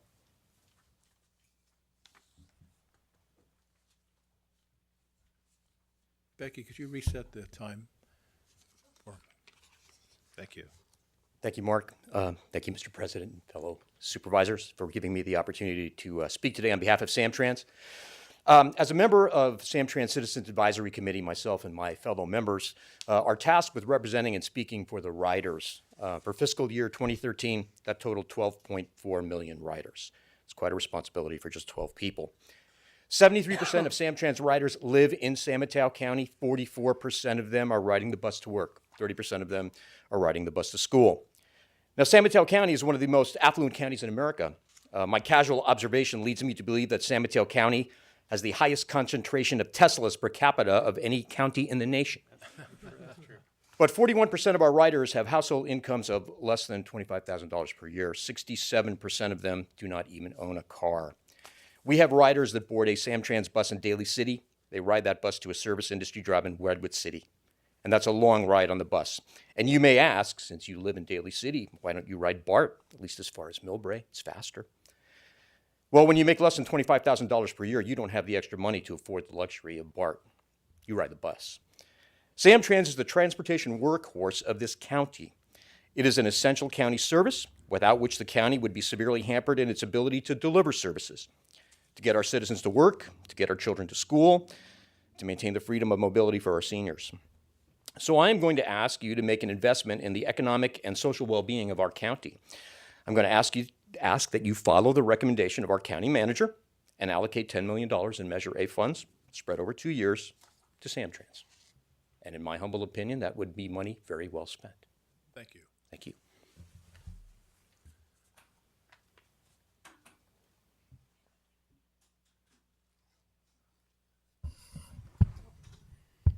I think, can you get over here, Stephanie? Look at how that, Here. cut the turn there. There you go. You got it? This will pick up. It's very, very sensitive.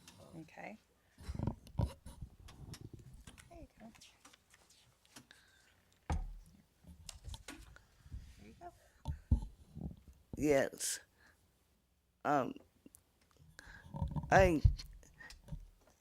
If I cannot get to where I have to go, I use public transit. And people who cognitive awareness cannot get around because of the disability. They have to depend on the service of public transit and the hours. People who go to the hours, they very weak after they have the treatment. And some people who cannot walk too far, who cannot get to the bus stop. They need club-to-club service.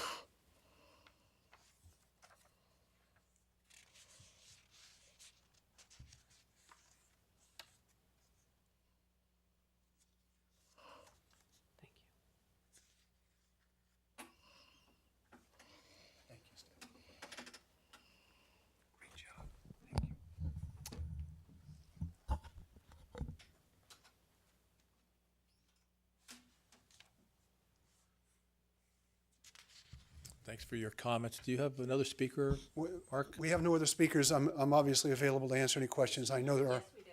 No, there are people who have turned in comment cards. I know- But yeah, I know that. I was That just- yes, completes our okay. presentation. I'm happy to answer any questions now or at the board's convenience. Thank you, Mark. I think it's Adina Levin? Adina Levin?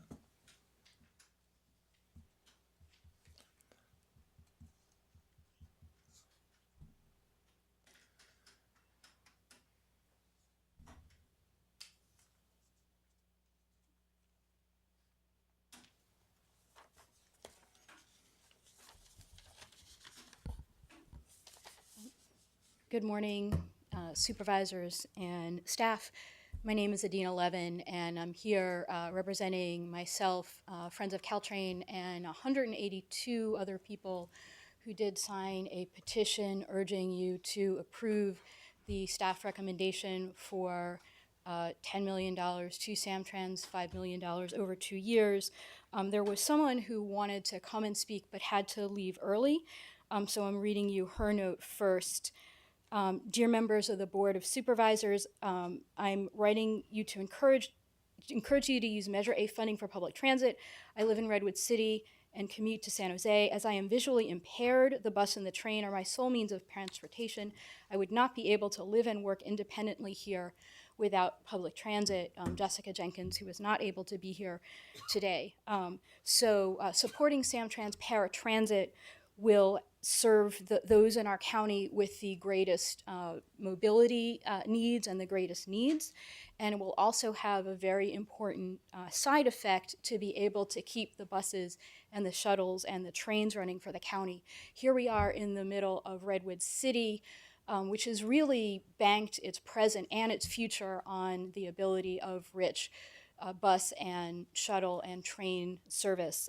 And so this investment will be very critical to Redwood City and other places in San Mateo County.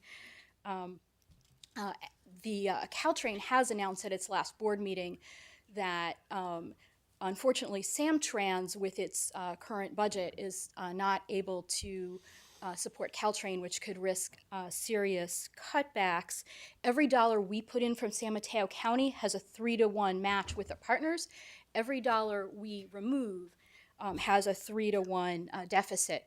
So by being able to pay our bills here in San Mateo County, we help with this important resource. So thank you very much. I urge you to support transit for all ages, all mobility levels in the county. Thank you. Thank you, Ms. Levin. Kathleen McLaughlin, followed by Rich Hedges.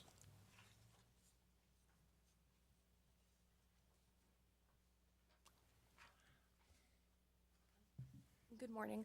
Just briefly, I'm here in support of Samtrans and Caltrain as a writer.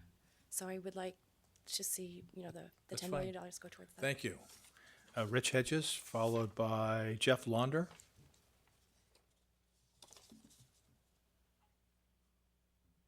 Good morning again. As the liaison from MTC to the PCC, I've seen firsthand how efficiently Ready Wheels is operated under Bill Walsh, who's now retiring. I would urge that this money, and more if we have it, be given to Samtrans for public transportation. The need for Ready Wheels is great. Everyone in this room is likely to need Ready Wheels at some time in their life if they stay in this county. It is an unfunded mandate by the federal government, and so we have to fund it because we're required to have it, and we need to fund it in a method that will be sufficient for the elderly and the disabled. But more importantly and more generally, That money takes away from other transportation. Samtrans is an important link to put people in jobs.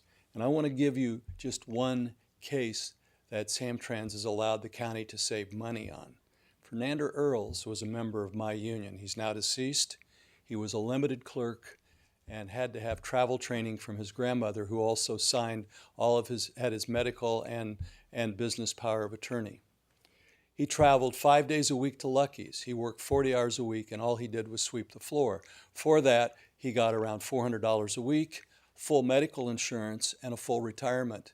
He was never a recipient of county welfare because of that, except for they paid his union dues. I will have to tell you that for every one Fernando Earls, I guarantee you there are many more. These services save us money because they allow the low-income people to get to work. We need to fund it. I have traveled on the bus much in San Mateo County between the hours of 3 and 7 o'clock at night. There's standing room only on most of the buses. And I've had the experience of having, I'll just summarize with this, young people on this bus who are so polite, they actually work the bus to make room for the elderly to sit down. Thank you. That's very nice to hear. Thanks, Rich. Jeff Launder, followed by Diane. Greca. Okay, thank you. Good morning, President Horsley, members of the board. My name is Jeff Launder. I'm from Burlingame. I just want to not take up too much of your time, but state that I'm in favor of allocating the funds to Samtrans. I wrote to each of you last week urging you to do that, to allocate the Measure A sales tax money. I agree with the previous speakers. I'd like to speak briefly about Caltrain, which is a essential entity in our transportation system. And the loss of Caltrain, as well as any of the other services, would limit the schedule of Caltrain, would mean additional thousands of vehicles on our roads. And as few as 10 or 15% more vehicles would make a huge difference in congestion, lost time, and pollution, not only in San Mateo County, but the entire peninsula and the whole Bay Area. So I urge you to allocate the $10 million for this project for Samtrans. Thank you very much. Thanks, Jeff. Diane? Good morning, Board of Supervisors. Thank you for having me. My name is Diane Griffith. I serve on the PCC, the Paratransit Coordinating Council. I'm also president of the San Mateo Chapter County Council of the Blind. As such, my members are very reliant upon the Ready Wheels services, not just to attend the regular meetings, but also to attend my monthly board meetings. So none of us knows when we'll be in need of those services. We never know what tomorrow will bring. So I urge supporting Measure A to help secure paratransit services. 70%, the estimated cost of paratransit is, or the need for paratransit, excuse me, is to go up 70% in the next 20 years, and that's just for folks 85 and over. So that's a gross underestimation of the need of paratransit to increase in our county over the next 20 years. So I support your supporting Measure A for paratransit costs. Thank you very much. Thank you for your comments. Pleasure of the board. Well, first off, obviously, we've heard from some great speakers recognizing that Samtrans is a safety net transportation service, and we actually provide safety net services. So there truly is a nexus to the need to provide that services, and I am in support of this recommendation. I do also want to disclose that I am on the Samtrans board, and I'm well aware of the needs of those that utilize our bus service. So I just wanted to say that and make sure it's on the record. President Horsley, I would also like to disclose that I serve on the Samtrans board.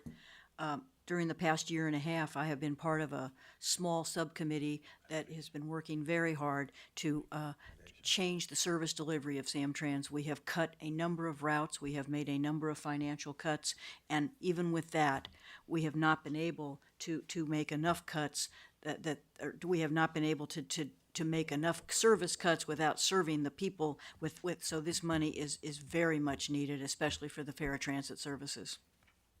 Supervisor Slocum, I believe you wanted to make a recommendation.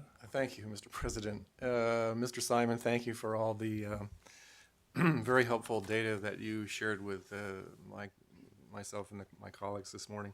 I would like to make a recommendation that we move Measure A funding for Samtrans in the amount of $5 million for 13-14 and $5 million in Measure A funds for FY 14-15.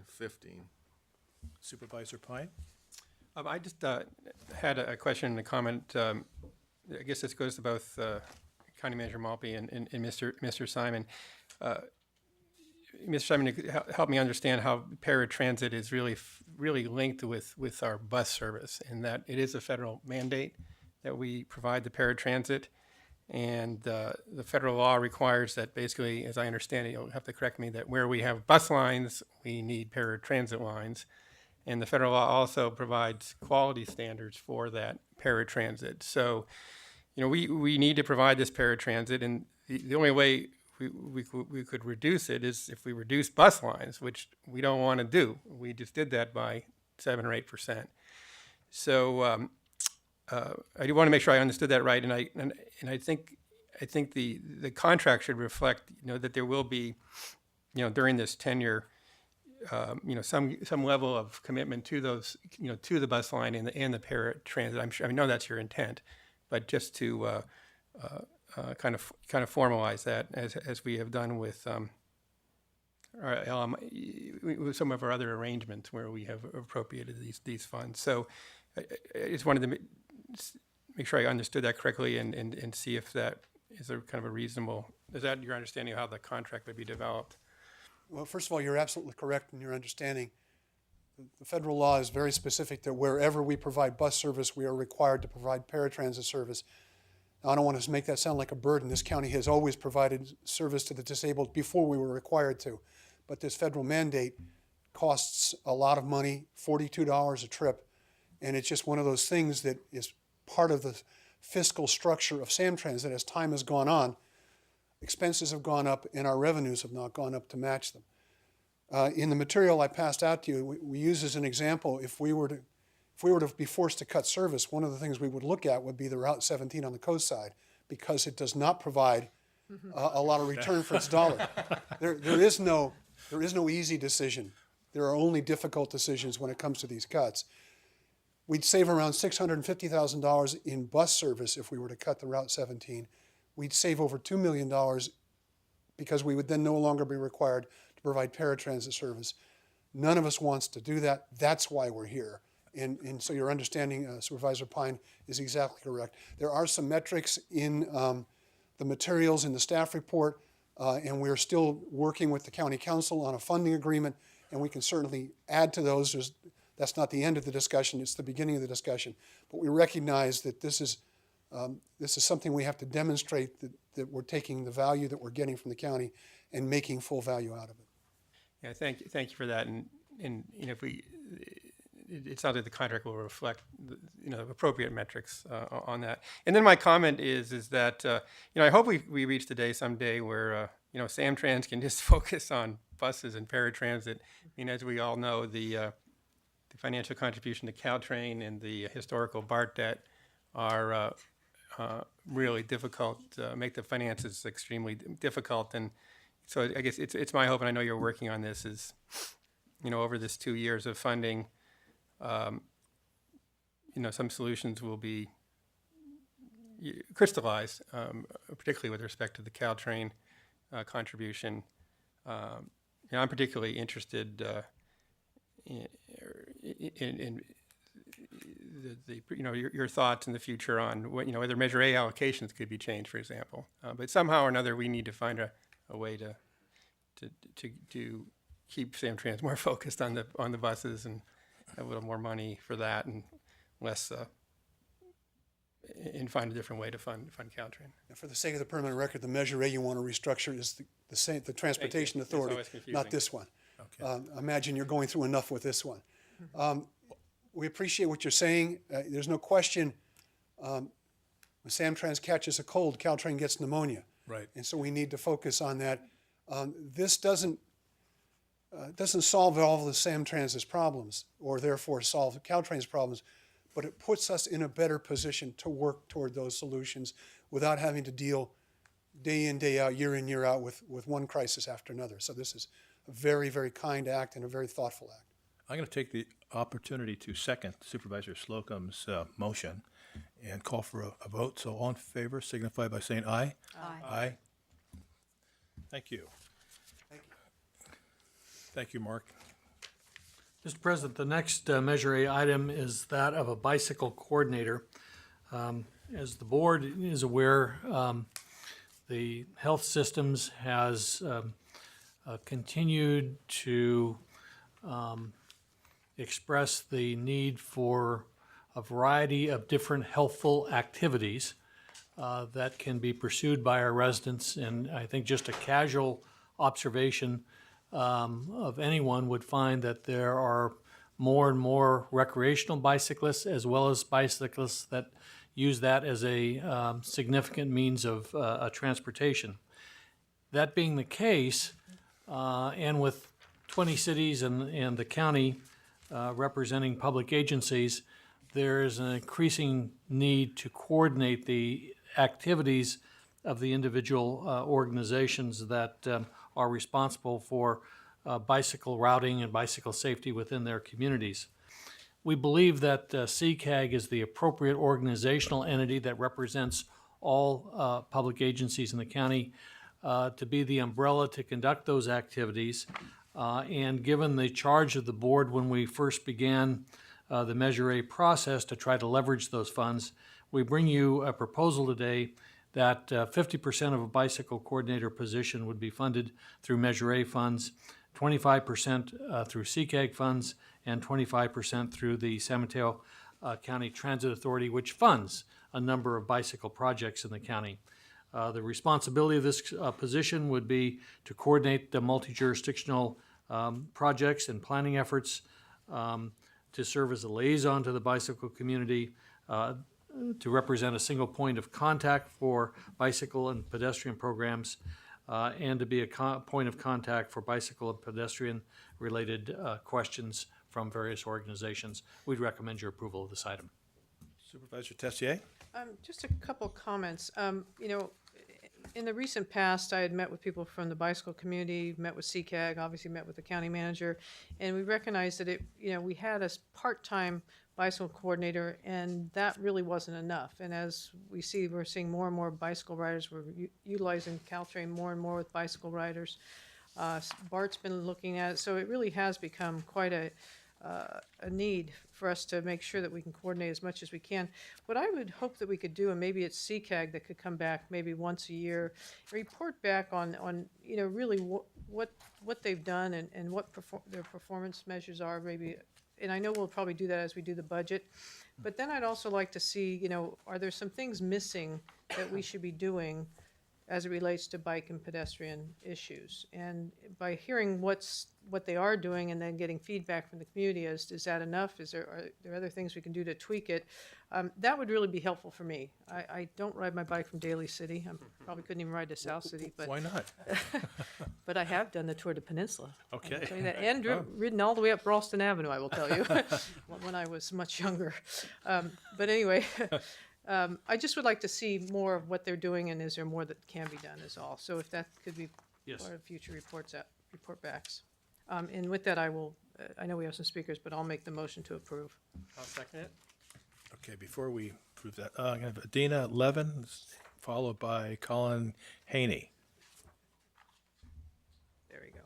So I'm here with a slightly I guess you're a bike rider. a different hat on. My name is Adina Levin, and I'm a member of the Silicon Valley Bicycle Coalition. I'm on the Transportation Commission in Menlo Park. I do use a bicycle in addition to transit to get around primarily, and I would urge you to take that vote and approve the funding for the bicycle. And a question, is pedestrian included in that? So one of the things that the coordinator would really help do is two things: to help with the information about the funding to all of our cities to help with regional projects, which is more of a bike issue, and also to help with county-wide standards. I live in Menlo Park, next to Palo Alto on the border with our neighboring counties. And there were some local advocates in Palo Alto and Mountain View who were interested in getting funding for local projects. They intimately knew the local conditions, but the funding process is very complicated and opaque. And Michelle DeRobertis, who was the coordinator for VTA, that equivalent role, came in, gave a presentation, this complicated slide with arrows in all directions, but explaining how the funding process worked and the grant process worked, so the people who were in the community knew those conditions could be constructive working with city staff to get that grant funding. And she was providing an invaluable service.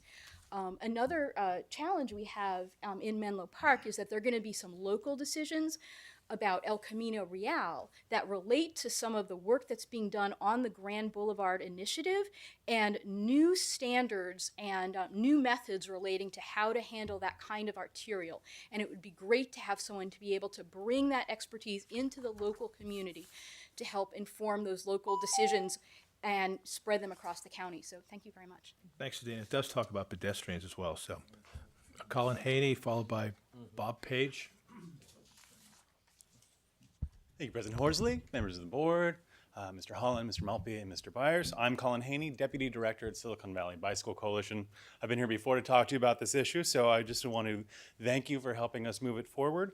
And just to summarize why we've been pushing so hard for a countywide bicycle coordinator, what we hear from our members and from other cyclists in the county, and we have about 300 members in this county and work with others, is that they really want to see bike routes that are contiguous from town to town, through county land.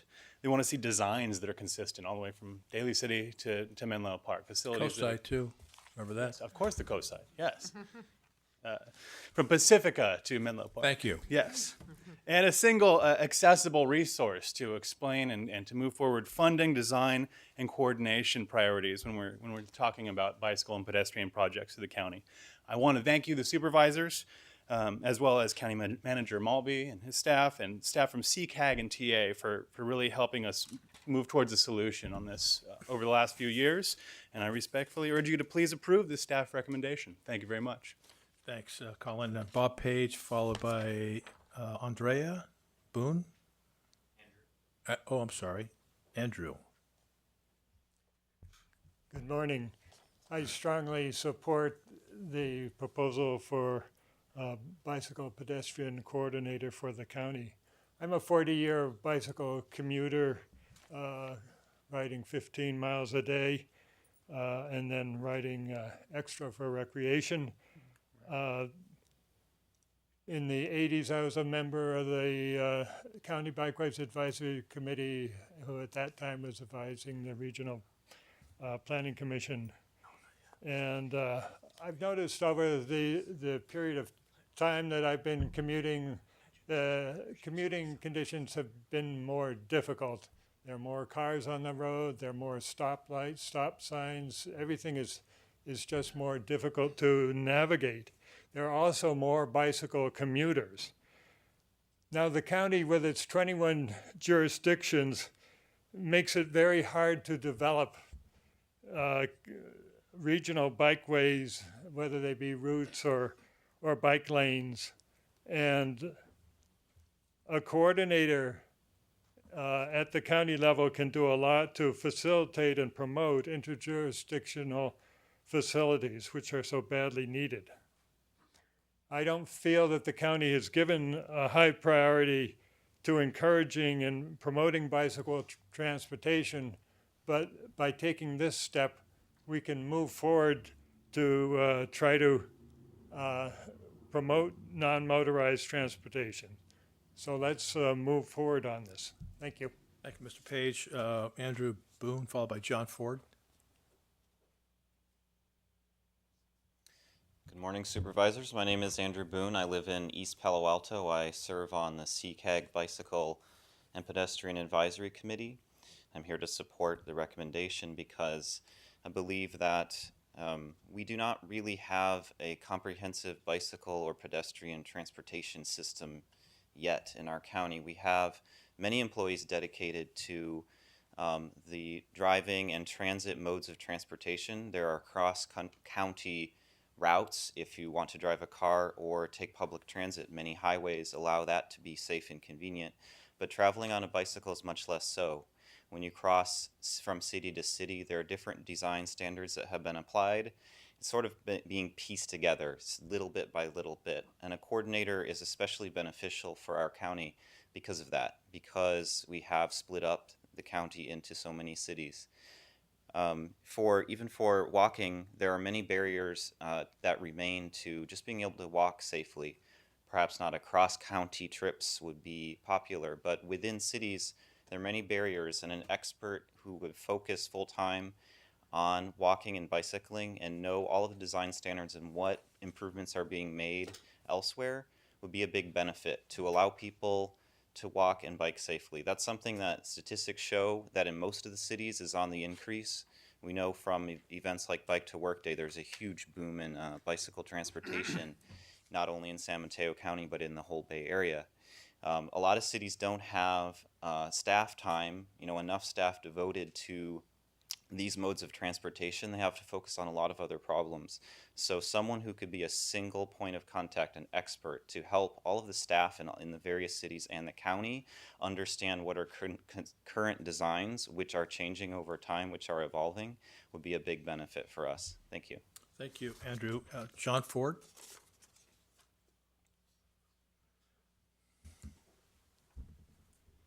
Good morning, Mr. President and members of the board. My name is John Ford. I'm the Executive Director of the Peninsula Traffic Congestion Relief Alliance. Our board has not taken a formal position on this recommendation. However, I think I can provide some feedback to you or some input. Cycling is becoming an increasingly important commute alternative, whether it's for the long-distance cyclists, the ones that are riding from San Francisco all the way down to the South County, or those people who are using their folding bicycles as a last-mile solution. It's an increasingly important, and we look forward to, regardless of your recommendation, but hopefully if there is a cycling coordinator for the county, working with that person closely to make sure that we continue to promote bicycling as a commute alternative and providing the bicycle safety training that's very important to the commuters that use their cycles. Thank you. Supervisor Tessier, I you got just a have a question? quick question for Mr. Maltby. Oh. In looking at this, and I'm not sure if it's for you or maybe for Sandy Wong from CCAG, do we already currently have someone that's there? I know they did, someone doing halftime. Is that same person going to be full-time, or are they going to go out for a coordinator? That Sandy would have to answer. Could you, I'm curious, because and I'll tell you why, but are you going to be utilizing someone in-house already, or are you going out for this position? We're planning to go out for a new position. Okay, because what's really important to me on this position is somebody that really understands the bicycle community, understands the routes, knows our cities, because, cities have a tendency to do things differently from city to city, so there's no great connectivity, but they also sometimes design these bike paths in areas that people on bikes will not ride them, because as soon as they put them right next to where cars are, and as soon as someone opens their car door, they get knocked over. I mean, I want someone that really understands bicycling and really knows the county very well and really has a passion for this, that can help cities design things in a way that's really safe. I mean, safety is a critical factor here, and we've got a lot of great roads to ride on, but we have to make sure we do it in a very strategic way, in a very safe way. So I really hope that there's a real good process of people that have good skills in working with people in the cities and also understand safety factors and understands the biking community. So that would be a request I would make of you, Sandy. And most of the great roads are actually in a coast side to Half Moon Bay to Pescadero. And do you ride your bike over 92 to get there, Don? No, I'm not. Okay, we had a motion and a second. All in favor, signify by saying aye. Aye. The next Measure A report back is for the, Mr. I'm Maltby, sorry. can we take a 5-minute break? And I'm sorry to have to do it at this point, but it's going on for a long time. Throw $1 in, and then he's got to donate it to charity. That's a good idea. I'm going to start that We should next week. just a little. Thank you. Back in session in just a moment.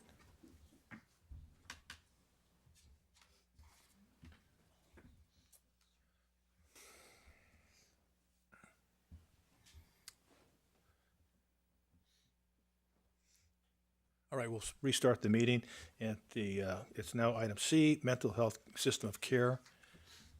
County Manager, Mr. Maltby? Yes, or is it Mr. Chief- President, members of the board, I'll kick the item off and then ask Mr. Kaplan if he wants to make additional comments.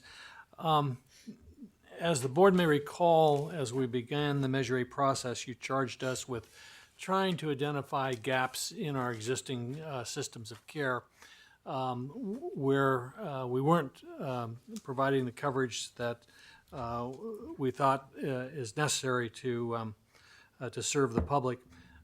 In the area of mental health, this is clearly a problem. While resources are focused on people that are in crisis, as people are deteriorate and begin to approach the point of crisis, there are less resources. And so this proposal is intended to try to put additional funds further up the treatment chain, if you will, to people that are beginning to experience problems but have not entered the criminal justice system, have not entered emergency psychiatric care, have not come to the point where they need full-fledged intervention. The proposal identifies several areas of care. One is the creation of a mental health respite care center. Another is the expansion of our SMART program from 12 hours to 24 hours a day. The third, which can also be very helpful, I think, in terms of our census in the jails, is an early review of mentally ill people in jail for disposition alternatives. Each of these areas has funding attached to it as well as performance metrics. Each, we think, would make a significant impact in the improvement and delivery of mental care in our community. So, Steve, if you want to make some additional comments. Good morning, Board. Thank you, Mr. Maltby. Just to add a few comments, this proposal is really a package to address individuals who are experiencing a mental health crisis in the community. Currently, we have very few options for people at this point, and in many respects, the options include going to psych emergency and then many going on to being hospitalized in our psychiatric unit, or individuals ending up in our jail, many times for committing very minor misdemeanor offenses.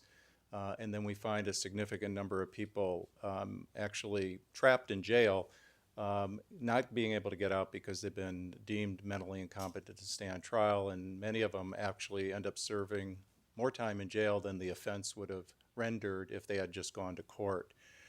So this is a package that builds on some other things that we're doing.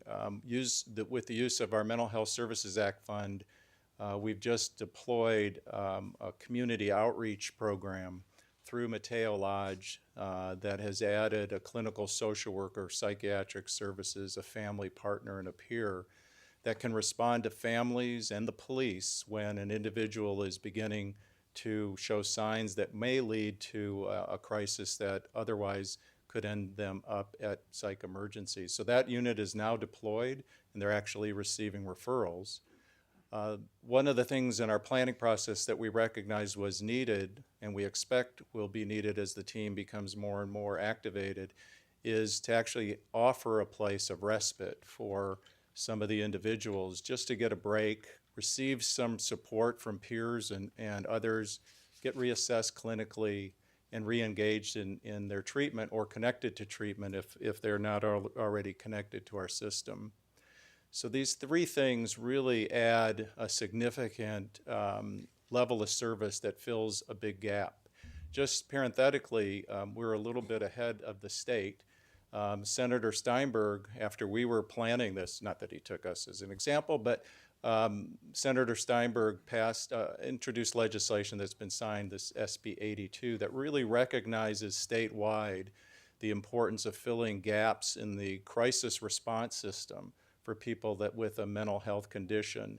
And we believe, should your board approve this, that we would have great opportunity to access some of that funding to even expand and build the capacity that we're moving towards with this recommendation. So I'd be glad to answer any questions. Any questions? I'm going to make a couple of comments, and I have to say that the Mental Health Respite Center,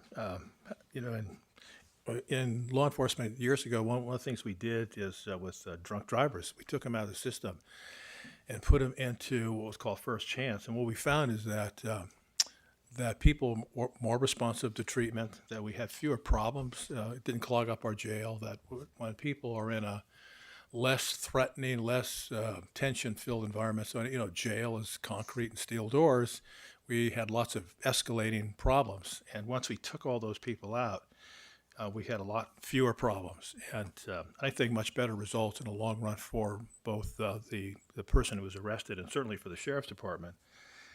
And I really like the idea of this respite center for mentally ill people as well. I think it's a similar kind of model. And instead of taking somebody to a jail or to a psych ward where there's all of the accoutrements of, an institution, where you have doctors and, again, the concrete and steel, maybe softer kinds of environments than a jail, but they still are institutional environments. And I think people actually will de-escalate. They become calmer. I think it's really I think it's a smart thing to do. It's the right thing to do.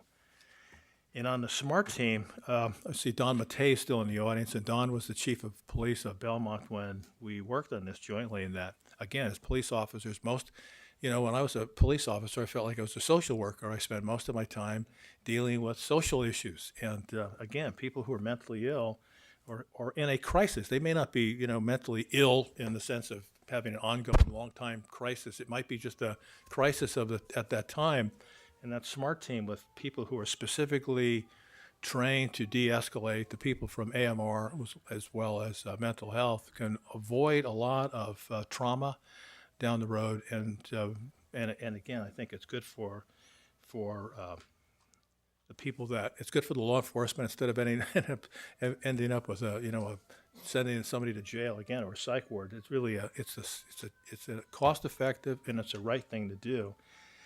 And the last is when I maybe get a little boring people here, but when I was a sheriff, I used to complain that I had more people in jail who were mentally ill than sometimes in mental hospitals. And so we always tried to come up with different programs. We had one called the Options, and this looks very much similar to that, where you have case management, you work through both the private defender and the DA and the courts to get people out of the system and into case management. We had terrific results, and one day I can tell you about it, but in any case, I think I just am really pleased to see this as a recommendation.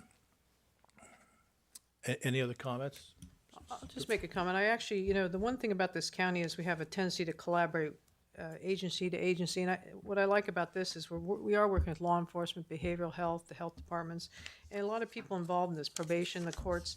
And it just shows that we're willing to look a little bit outside the box, although, as you say, you've done things in the past, maybe they're not there today. I think the more we look outside the box and trying to get people the necessary help, it's the same thing we're doing at the schools. We're trying to get in at an early stage to help people before things get out of hand. This, if we can help people before they get so agitated that they end up, causing disruption, that's going to save a lot of injury. It's going to save a lot of wear and tear on families and others. And I just think it's a great way to go. So I'll be happy to make a motion to move this forward for our Measure A in September. I'll second the motion. And before we vote on that, Sorry. we Go ahead. I didn't know you had speakers. Sorry. No, that's fine. We have a couple of speakers on this. One is Martin Fox, followed by Melinda Henning.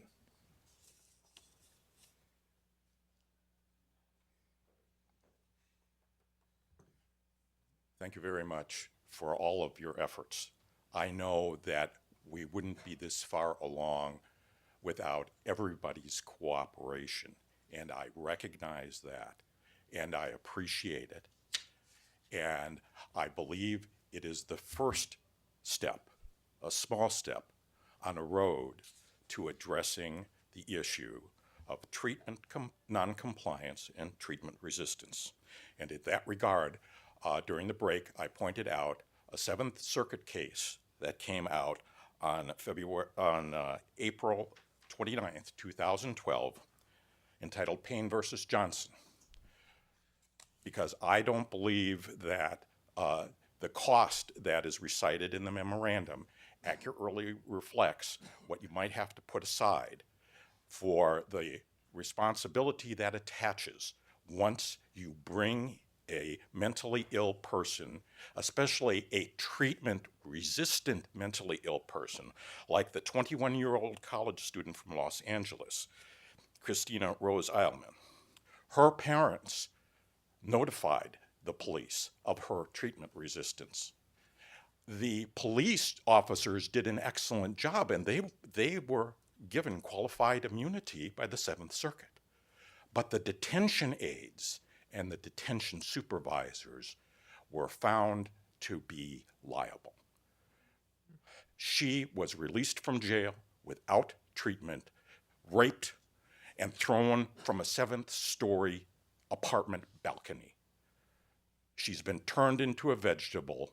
The city is looking at a $100 million claim. One claim. I urge you to take a look at it, because involuntary treatment is just as effective as voluntary treatment in producing positive outcomes, according to Judge Stephen Manley. Thank you. Thank you, Marty. Melinda Henning. Good morning, I'm Melinda Henning. I live in Redwood City. I'm a member of the Board of Directors of the NAMI San Mateo chapter, and several others of our board are here. I'd like to ask them to stand. You probably recognize them.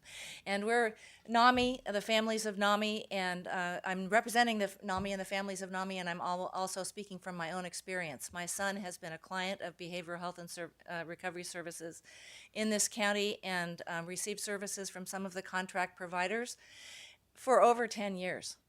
And so we are here in enthusiastic support of using the Measure A funds to establish the Respite Center, expand the SMART team, and institute early review, mental health review in the jail, because we believe it will help us solve one of the biggest challenges in mental health care, which is get people who need care into care before a crisis happens. And we know, behavioral health professionals and NAMI families know that we've needed to do 3 things. 1, intervene earlier. And the Respite Center would help us do that. Currently, we have an excellent outreach team. We have full confidence in the staff of Mateo Lodge, who've proven over the years they have the capacity to engage people. But they have no place to take them if they need to be stabilized, and any place where they would feel comfortable having assessment and getting more engaged in care and referred to services. Second, we need to make the care itself less punitive. If you're a person who has symptoms of mental illness and you find yourself thrown into jail or suddenly taken in an ambulance to psych emergency services, that's kind of traumatizing. It's not something that a kind of care that anyone seeks out.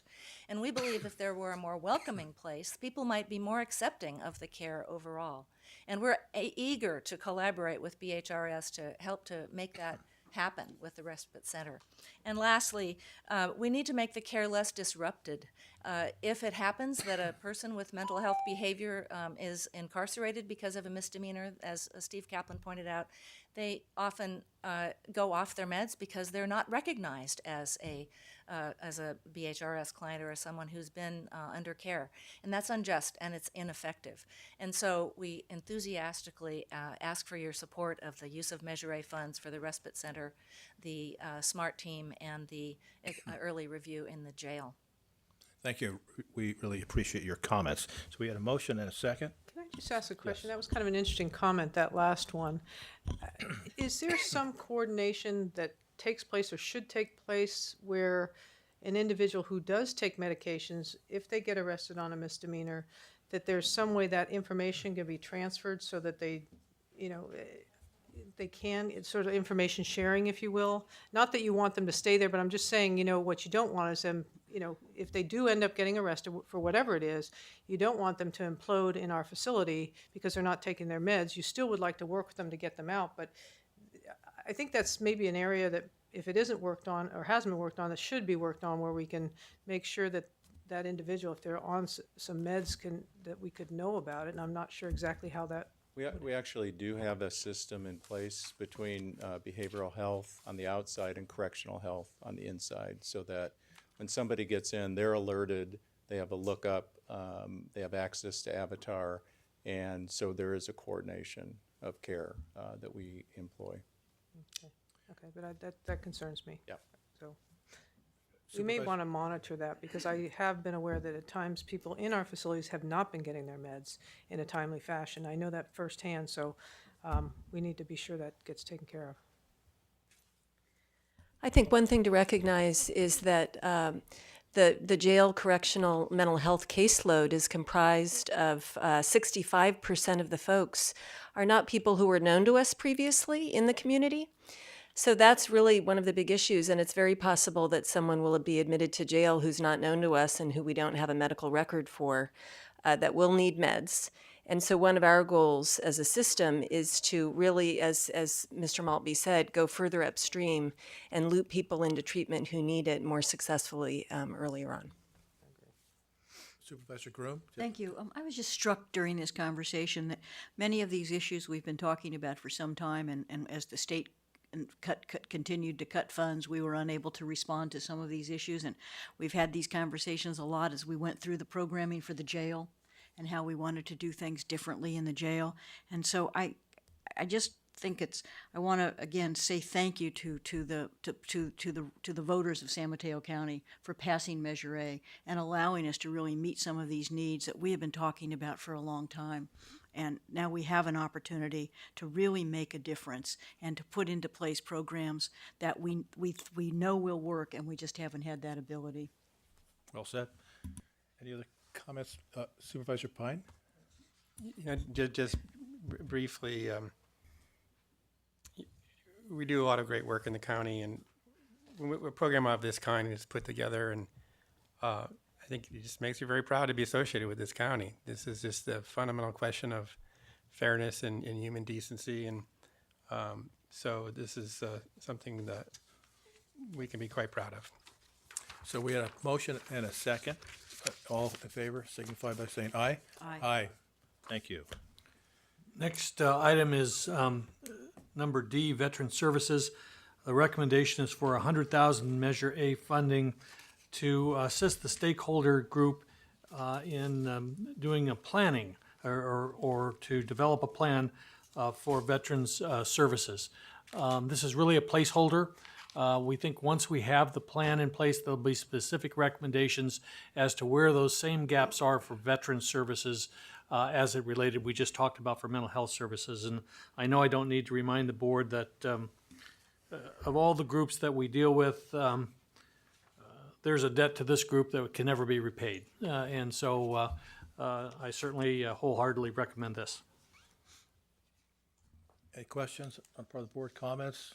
No, I would make a motion to accept. Second. All in favor? Aye.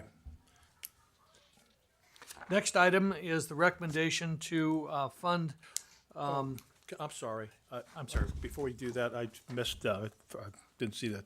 Martin Fox has a public comment on this same item. Thank you very much, President Horsley. And thank you for your service to the residents of San Mateo County. The $200,000 proposal to develop and implement a plan to coordinate and integrate comprehensive veteran services is a welcome change to a system that has ignored them, considered them someone else's problem, and hoped they go away.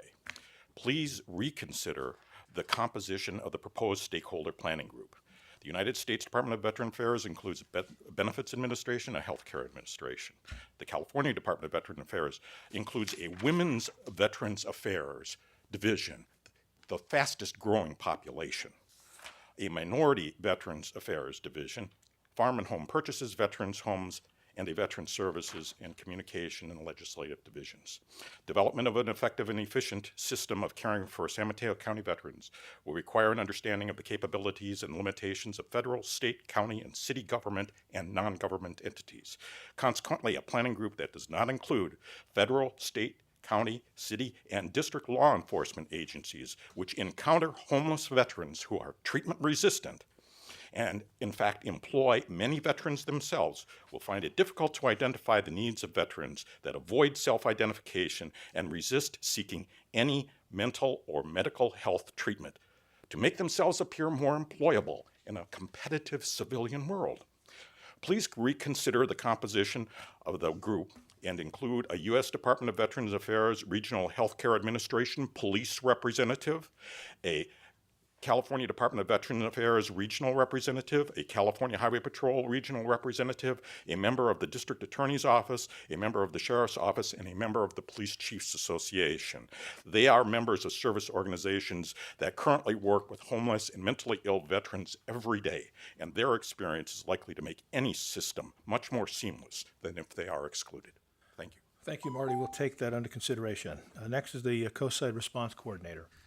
This is a recommendation to fund $30,000 as part of the cost of a district coordinator position to work on the development of a tsunami preparedness assessment report as recommended by the Silicon Valley Foundation. These funds will be leveraged with Silicon Valley Foundation funds and funds from the agencies on the coast. Okay. Any comments or questions from the board? None. Move approval. Just have one speaker on this first. Laura Snyderman.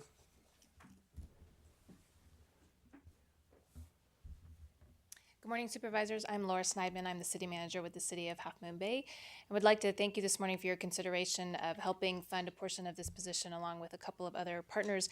And also thank you to the County Manager's Office and the County Sheriff's Office who's been supportive of this and helping with safety services in the coast side. One of the things that has happened in the city over the past couple of years has been a dramatic reduction in staff by almost 75%.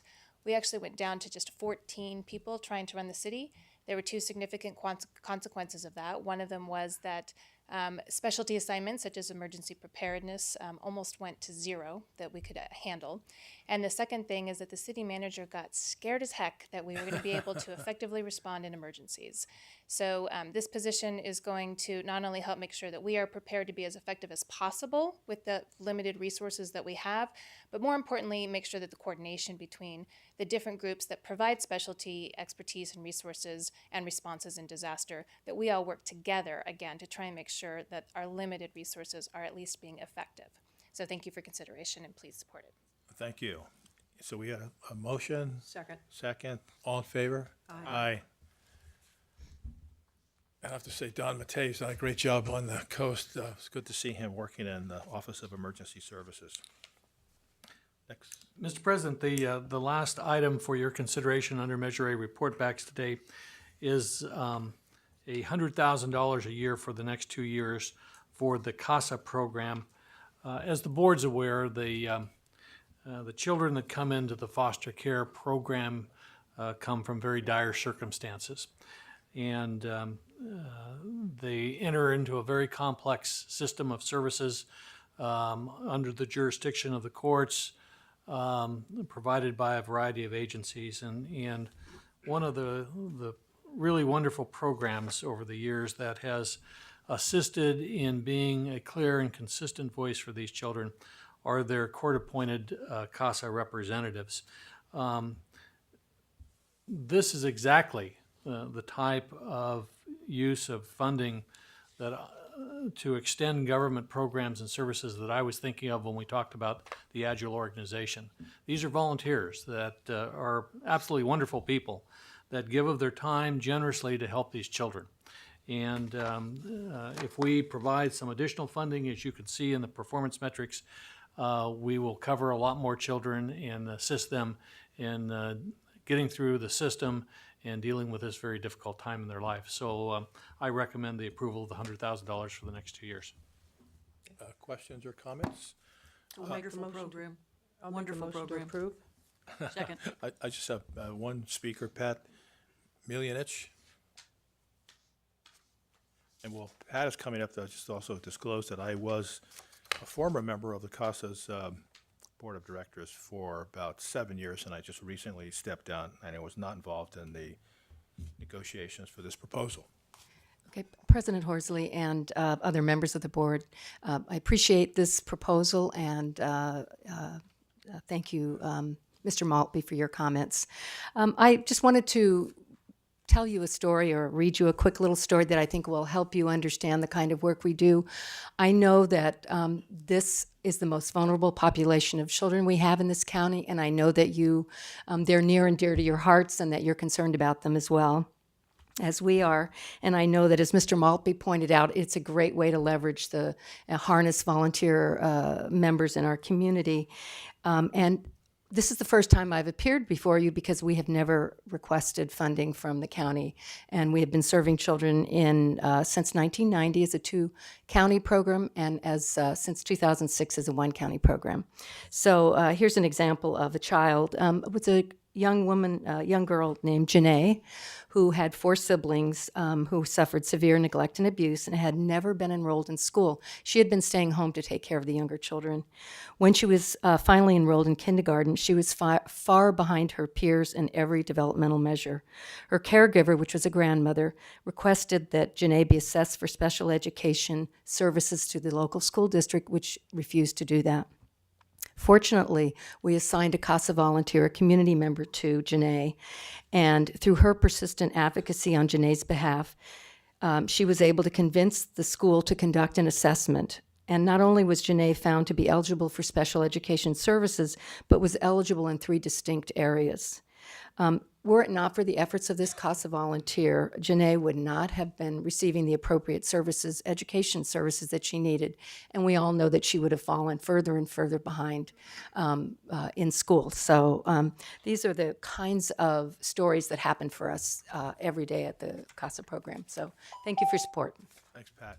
So we had a motion and a second. All in favor signify by saying aye. Aye. Aye. Okay, thank you.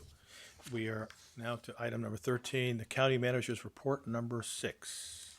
Mr. President, members of the board, my report today deals with the analysis of the state budget adopted by the state legislature and signed into law by the governor in June. We estimate that at this point, the county will lose at least $4 million in health realignment funding in the first 6 months of this year. There is certainly the potential that we will lose from $15 to $18 million in realignment funding as we review the options that are available to us in continuing the participation in the ACA implementation Medi-Cal program. Although I'm pleased to report that thanks to the diligent work of Jean Frazier and her staff, we believe that we will have some options to present to the board during the budget that will cover most, if not all, of that loss. So the county, at least in the near term, may be financially all right in that particular area. The Human Service Agency is expected to receive an additional $3.2 million in funds to implement the ACA, and we anticipate about $700,000 in additional funding to augment AB 109. Of course, the 800-pound gorilla in the room with respect to criminal justice funding is the federal court order to release an additional 10,000 prisoners statewide, and what impact that may well have on our county and other counties in the state. We don't know the answer to that at this point. Finally, we continue to work with the controller and the county counsel's office to assess the impact of the law that would change the funding structure for school districts and how that might impact excess ERAF. We're working with the County Office of Education. Our analysis really takes place after those allocations are made through the county office as to the revenue limit changes that have been made by the state, and then we could begin to see what the residual is left in excess ERAF and how that then gets affected by triple flip and other factors. So our analysis will be by nature somewhat down the line, but we will have that for you by the time that we consider the budget in September. That concludes my report, Mr. President, members of the board. If you have any questions, I'll be pleased to answer them. Any questions? I just have one. How in the world can the state of California consider the money that we put into the medical center as revenue? That's not revenue. That's a subsidy. If you've ever read Alice in Wonderland, you will have an appreciation for additional way of viewing the world. The state essentially views all revenue that's put in, regardless of the source, as being state revenue, and therefore subject to how it can leverage that revenue for its own purposes. In other words, to defund various state mandates. I'd like to see option number 3, but in any case, they're not very good so far. Okay, now on to No, as long as there's no questions on that. Board members' reports? Supervisor Slocum, do you have a report? Yes, thank you. I just wanted to share with you, getting back to the matter we approved on the veterans, that there are a group of veterans who have been meeting and working for quite some time and doing a really good job. Their goal, I think, is to form a Veterans Commission in San Mateo County. And I think that speaks to some of the issues that were in the board member memo and the funding request. And they may be a month or so away before they make a formal request of the board to undertake a commission. But I just wanted to share that with you and let you know that that work was going on. I actually attended one of their meetings up at Skyline College, and they really have worked diligently on this process, and my hats are off to them. It was a group of about 10 or 15 veterans that included women, actually, veterans, that are doing this project. So probably that will be coming before the board at some point in the future. Also, President Horsley, I wanted to adjourn in the memory today of Robert Sands, who, as we all know, was our former director of Public Works. He was a neighbor of mine in Redwood City, and I would often see him walking around the neighborhood and would see him at the local Key Market. And he was a 60-year resident of Redwood City, and had been married to Claire for a lot of years. He was the father of 6 children, and he had 13 grandchildren and 5 great-grandchildren. And he retired after 45 years of public service and was our director of Public Works for some 12 years. And he was involved in Peninsula Sunrise Rotary, the Salvation Army, and many other groups and boards and commissions, was a founding member, I think, of the credit union, and actually enjoyed golf, and we'll all miss Bob Sands, and our best to his family and all his children and grandchildren. And finally, wanted to adjourn in memory of Ed Mears, who was a lawyer here in Redwood City and practiced family law. He was 76 years old. And just the main thing that I wanted to share with you all about Ed was that he actually served 3 tours of duty in Vietnam, and that's certainly something near and dear to my heart. So we'll miss Ed Mears, as will his family. Supervisor Tessier? Yes, I have 2 adjourned memories. The first one is of Sergeant John Flahaven. He was one of our sergeants here at the Sheriff's Department. He passed away recently. He left behind his wife, Jennifer Mitchell Flahaven, his son, Thomas, and he was also, he was a beloved son of Thomas, and he was the father of Michael and Kevin. He was a graduate of Cappuccino High School, received his bachelor's from USF and his master's from Notre Dame University. He did serve in law enforcement for 27 years.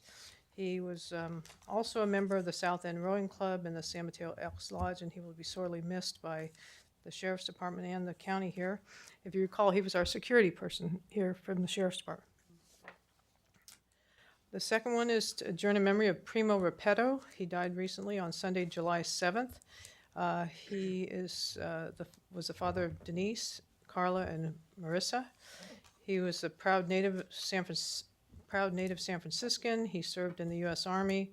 He was the manager of Golden Gate Produce Terminal in South San Francisco from its founding in 1962 to the present. He was also a real estate broker for over 50 years, a proud member of the Olympic Club, and a past member of the North Beach Lions Club. He will be sorely missed as a great community person. Thank you, Mr. President. No report, Mr. President. No report. I'll just make a little quick comment on John Flahaven. Actually, I swore him in as both a deputy sheriff and as a sergeant, and I too do miss him. Every board meeting, I always go up to John and shake his hand. How are you, John? Wish we could have done more for him, but maybe we can't do something for his family. So there is I don't know if you mentioned that there is contribution to, it's called Code 30 Foundation. It's the Flahaven. Did you mention this? I did not. It's a Code 30 Foundation, the Flahaven Family Fund, and the address is 2421 Broadway Street, Redwood City, 94063. One of the things that deputy sheriffs always make sure they take care of their own people, so congratulations to them for, again, setting up the fund for the family. I also want to adjourn in memory of Earl Aniston. He was a longtime Pacifica resident, and he died June 30th at the age of 87. Born in Watertown, South Dakota in 1926. 1949, he married Doris in San Francisco. He served in the Navy 3 times. Between 1943 and 1952, he was honorably discharged. He was a member of the IATSE number 16, where he served as Sergeant at Arms for many years. He spent his working career at all the major theatrical venues in San Francisco, film production and conventions. He ended his career as house prop man at the Curran Theater. He was a loyal union member and devoted many hours to the labor movement. In addition, Earl volunteered many hours at the Jewish Home of San Francisco and for the Democratic Party. And I have to say that he always went to the Pacifica Democrats, and he always sat at the exact same place.